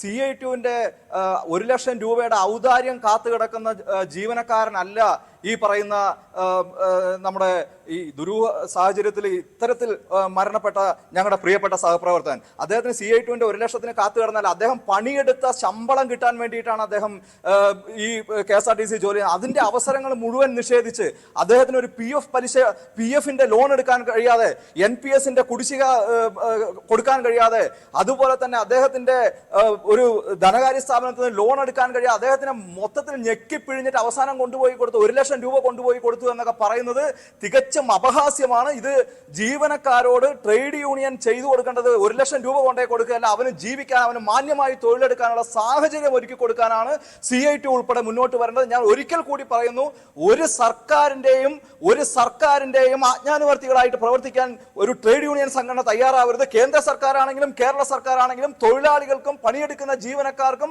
സാമാന്യ ജനങ്ങൾക്കും എതിരായിട്ട് തിരിയുമ്പോൾ അതിനെതിരെ പ്രതികരിക്കാനുള്ള ആർജവം കാണിക്കേണ്ട തൊഴിലാളി സംഘടനകൾ ഞങ്ങൾ 1 ലക്ഷം രൂപ കൊണ്ടുപോയി കൊടുത്തു എന്ന് ഇനി ഈ ന്യൂസ് ഡെസ്കിൽ താങ്കളുടെ മറുപടിയിലേക്ക് പോയ ശേഷം നമുക്ക് ഈ ചർച്ചയിലേക്ക് അവസാനിപ്പിക്കാം. അല്ല, ഞാൻ പറയാം. ഈ ഡിജോ കാപ്പൻ എൻ്റെ സുഹൃത്താണ്. അദ്ദേഹം ഇടയ്ക്കിടയ്ക്കെല്ലാം ഇങ്ങനെ തലയിൽ തൊട്ടു നോക്കുന്ന പോലെ ട്രേഡ് യൂണിയൻ നേതാക്കന്മാർ എന്നെ കുറ്റം പറയരുതെന്ന് പറഞ്ഞിട്ട് ട്രേഡ് യൂണിയൻ നേതാക്കന്മാരാണ് KSRTC കുഴപ്പത്തിലാക്കിയത്, കേരളത്തിലെ പൊതുമേഖലാ സ്ഥാപനങ്ങൾ കുഴപ്പത്തിലാക്കിയത് എന്നൊക്കെ പറഞ്ഞുകൊണ്ട് അദ്ദേഹത്തിൻ്റെ സ്വതസിദ്ധമായ ശൈലിയിൽ ഇതിങ്ങനെ നിരന്തരമായി ഏത് ചാനൽ ചർച്ചയിലും ഏത് മാധ്യമങ്ങളിലും അദ്ദേഹം ഇങ്ങനെ പറയുന്നതാണ്. അപ്പോൾ അതിനകത്ത് ഞാനൊരു പുതുമ കാണുന്നില്ല. ട്രേഡ് യൂണിയൻ നേതാക്കന്മാർ കേരളത്തിലെ പൊതുമേഖലാ സ്ഥാപനങ്ങളിൽ അവരുടെ കൂലിക്ക് വേണ്ടി, അവരുടെ ശമ്പളത്തിന് വേണ്ടി മാത്രമല്ല ശബ്ദിക്കുന്നത്. കൂലിക്ക് പണിയെടുത്ത തൊഴിലാളിക്ക് കൂലി കൊടുക്കണമെന്ന് പറയുന്നത് തെറ്റൊന്നുമല്ല. എന്നാൽ ആ സ്ഥാപനത്തിന്റെ നിലനിൽപ്പിന് വേണ്ടി ഗവൺമെന്റിന്റെ നയങ്ങൾ തിരുത്തണം എന്നാവശ്യപ്പെട്ടുകൊണ്ട് save FACT, save HMT, save shipyard അടക്കമുള്ള, സേവ് KSRTC അടക്കമുള്ള എല്ലാ കാര്യങ്ങളിലും മതിയായ നല്ല നിലപാടെടുത്തുകൊണ്ടാണ് മാനേജ്മെന്റ് കെടുകാര്യസ്ഥതയെ ഞങ്ങൾ ചൂണ്ടിക്കാണിക്കുന്നത്. ട്രേഡ് യൂണിയൻ തൊഴിലാളിയായിട്ട് കയറിയ ഒരാൾ പ്രൊമോഷൻ കിട്ടി, അയാൾ ചിലപ്പോൾ മാനേജറുടെ പദവിയിലേക്കോ അല്ലെങ്കിൽ MDയുടെ പദവിയിലേക്കോ വന്നിട്ടുണ്ടാവാം. അതിനെയൊന്നും കുറ്റം പറയാം. ഞാൻ ആ മാനേജ്മെന്റ് എന്നുള്ള കൺസെപ്റ്റിനെയാണ് ഞാൻ പറഞ്ഞത്. അതിനെ നിങ്ങൾ തെറ്റിദ്ധരിക്കേണ്ട കാര്യമില്ല. അതുകൊണ്ട് ട്രേഡ് യൂണിയനെ ഒരു മോശമായ കാര്യമായിട്ട് അങ്ങനെ ആക്ഷേപിക്കേണ്ട കാര്യമില്ല. ട്രേഡ് യൂണിയന് കുറവുകളൊക്കെ ഉണ്ടാവാം. ആ കുറവുകൾ പരിഹരിച്ചു പോകാൻ തന്നെയാണ് കേരളത്തിന്റെ എല്ലാവിധത്തിലുള്ള അവികസിത പ്രശ്നങ്ങൾക്കും ഇവിടുത്തെ സംഘടിത തൊഴിലാളി പ്രസ്ഥാനമാണെന്ന് നിങ്ങളെപ്പോലുള്ള ആളുകൾ ഒരുപാട് പറഞ്ഞു കൂട്ടാറുണ്ട്. കേരളത്തിനകത്ത് ഒന്നും വരില്ല. ഒരു സ്ഥാപനം അല്ല, ഞാൻ പറഞ്ഞോട്ടെ ഒരു സ്ഥാപനം വന്നാൽ ഉടനെ കൊടി കുത്തും എന്ന് പറഞ്ഞുകൊണ്ട് ആക്ഷേപം വരാറുണ്ട്. എല്ലാത്തിനും പറയാറുണ്ട്. നീലക്കുപ്പായം ഇട്ടിരിക്കുന്ന അല്ലെങ്കിൽ നീലക്കുപ്പായം ഇട്ടിരിക്കുന്ന CIT നേതാക്കന്മാര് ചുമന്ന കുപ്പായം ഇട്ടിരിക്കുന്ന ചുമട്ടുതൊഴിലാളികൾ എന്തെങ്കിലും പ്രശ്നം ഉണ്ടായി കഴിഞ്ഞാൽ CIT നെയാണ് ആക്ഷേപിക്കുന്നത്. അതുകൊണ്ട് അങ്ങനെ കയറാൻ കഴിയുന്ന ഒരു മരം എന്നുള്ള നിലയിൽ കയറിക്കോ. പക്ഷേ ട്രേഡ് യൂണിയൻ കേരളത്തിന്റെ എല്ലാ വികസന പ്രശ്നങ്ങളിലും പോസിറ്റീവായൊരു സമീപനമാണ് സ്വീകരിക്കുന്നത്. ആ നിലയിൽ സ്വീകരിക്കാത്തവരെ ഞങ്ങൾ കൈകാര്യം ചെയ്യുന്നുണ്ട്, ഞങ്ങളത് തിരുത്താൻ വേണ്ടി ശ്രമിക്കുന്നുണ്ട്. അതുകൊണ്ട് അങ്ങനെ ഒരു ആക്ഷേപം ജനറലൈസ് ചെയ്ത് കൊണ്ടുവരേണ്ട കാര്യമില്ല എന്നുള്ളതാണ് പറയുന്നത്. ഞാൻ മനോജിന്റെ കേസിൽ പറഞ്ഞത് 1 ലക്ഷം രൂപ കൊടുത്തത് ഒരു മഹാകാര്യമായിട്ടല്ല. അദ്ദേഹത്തിന്റെ ചികിത്സയ്ക്ക് അതിനേക്കാൾ എത്രയോ ലക്ഷങ്ങൾ ചിലപ്പോൾ വന്നിട്ടുണ്ടാവാം. അതല്ല കൊടുത്ത അദ്ദേഹം ഒരു ജനകീയനായിരുന്നു എന്നുള്ളത് പറയാൻ വേണ്ടി സ്ഥാപിച്ചു, CIT മെമ്പറായിട്ട് സ്ഥാപിച്ചു. അതുകൊണ്ട് ബൈജു അങ്ങനെ ഒരു വർത്തമാനം പറയുന്നത് ശരിയല്ല. മനസ്സിലായോ? KSRTCക്കകത്ത് ബൈജു ഒരു ജീവനക്കാരനാണെന്നുണ്ടെങ്കിൽ അല്ലെങ്കിൽ ബൈജുവിന്റെ സംഘിൽപ്പെട്ട ആളുകളുണ്ടെങ്കിൽ അവരടക്കം കഞ്ഞി കുടിച്ചു പോകുന്നത് CIT അടക്കമുള്ള യൂണിയനുകൾ മാതൃകാപരമായി പ്രവർത്തിക്കുന്നത് കൊണ്ടാണ്. അതുകൊണ്ട് അത് മനസ്സിലാക്കിയിട്ട് വർത്താനം പറഞ്ഞാൽ മതി. ഞാൻ കേന്ദ്ര പൊതുമേഖലാ സ്ഥാപനങ്ങളുടെ കാര്യമൊന്നും ഞാൻ സൂചിപ്പിക്കുന്നില്ല ഇവിടെ, സമയമില്ലാത്തതുകൊണ്ട്. സമയമില്ല. 2 വിഷയങ്ങൾ നിൽക്കുന്നു. KSRTC ജീവനക്കാരുടെ അതൊരു നീണ്ട ഒരു ചർച്ചയ്ക്ക് ഉള്ളതാണ്. അത് എത്രയോ വർഷങ്ങളായിട്ട് തുടർന്നുകൊണ്ടിരിക്കുന്ന ഒരു ചർച്ച. അപ്പോഴും പലിശ സംഘങ്ങളുമായിട്ട് ബന്ധപ്പെട്ടുള്ള വിഷയം കുറച്ചും കൂടി ഗഹനമായിട്ട് അല്ലെങ്കിൽ വളരെ അടിയന്തരമായിട്ട് അഭിസംബോധന ചെയ്യേണ്ട ഒരു കാര്യം കൂടിയുണ്ട്. നമുക്കറിയാം, ഈ മനോജ് മരിച്ച അതേ പാലക്കാട് ചിറ്റൂരിൽ നിന്ന് വൃദ്ധ ദമ്പതികൾ 4 പേർ മരിച്ച ഒരു സംഭവങ്ങൾ ഒക്കെ ഉണ്ടായിരുന്നു. കഴിഞ്ഞ ഈയിടെ വന്ന വാർത്ത 2000 രൂപയ്ക്ക് മൈക്രോ ഫിനാൻസിന്റെ ഏജന്റ് വീട്ടിൽ കയറി ഭീഷണിപ്പെടുത്തിക്കൊണ്ട് മരിക്കാൻ ആ വൃദ്ധൻ തീരുമാനിച്ച ഒരു സാഹചര്യമൊക്കെ അന്ന് വലിയ വാർത്തയായി വന്നതാണ്. അപ്പോൾ അത്തരം സാഹചര്യങ്ങൾ ഉണ്ടാകുമ്പോൾ കുറച്ചും കൂടി വേഗത്തിൽ നടപടികൾ നടക്കണ്ടേ? അല്ലെങ്കിൽ ആ റൂട്ട് എവിടെയാണെന്ന് കൃത്യമായി കണ്ടെത്തേണ്ടേ എന്നൊരു ചോദ്യമുണ്ട്. നമ്മൾ പ്രേക്ഷകരോടും ചോദിച്ചു, ജീവനെടുക്കുന്ന ഈ പലിശക്കൊള്ളക്കാരെ നിയന്ത്രിക്കുന്നതിൽ സർക്കാർ പരാജയപ്പെടുന്നു എന്ന് ചോദിച്ചപ്പോൾ 92% പ്രേക്ഷകരും പറയുന്നത് പരാജയപ്പെടുന്നു എന്നുള്ളതാണ്. ഈ നടപടികൾ കൃത്യമാകുന്നില്ല എന്ന് പറയുന്നത് എന്തുകൊണ്ട് പോലീസിന് പരാതി കൊടുത്തില്ല എന്ന ചോദ്യത്തിനുള്ള മറുപടി കൂടിയാണെന്ന് ഞാൻ കരുതുകയാണ്. ഏതായാലും പൂർണ്ണമാകുന്നു പ്രൈം ഡിബേറ്റ്. വളരെ നന്ദി ശ്രീ KN ഗോപിനാഥ്, ഡിജോ കാപ്പൻ, ശ്രീ PK ബൈജു, ഒപ്പം അഡ്വക്കേറ്റ് പ്രദീപ് നമുക്കൊപ്പം ചേർന്നത്. നമസ്കാരം.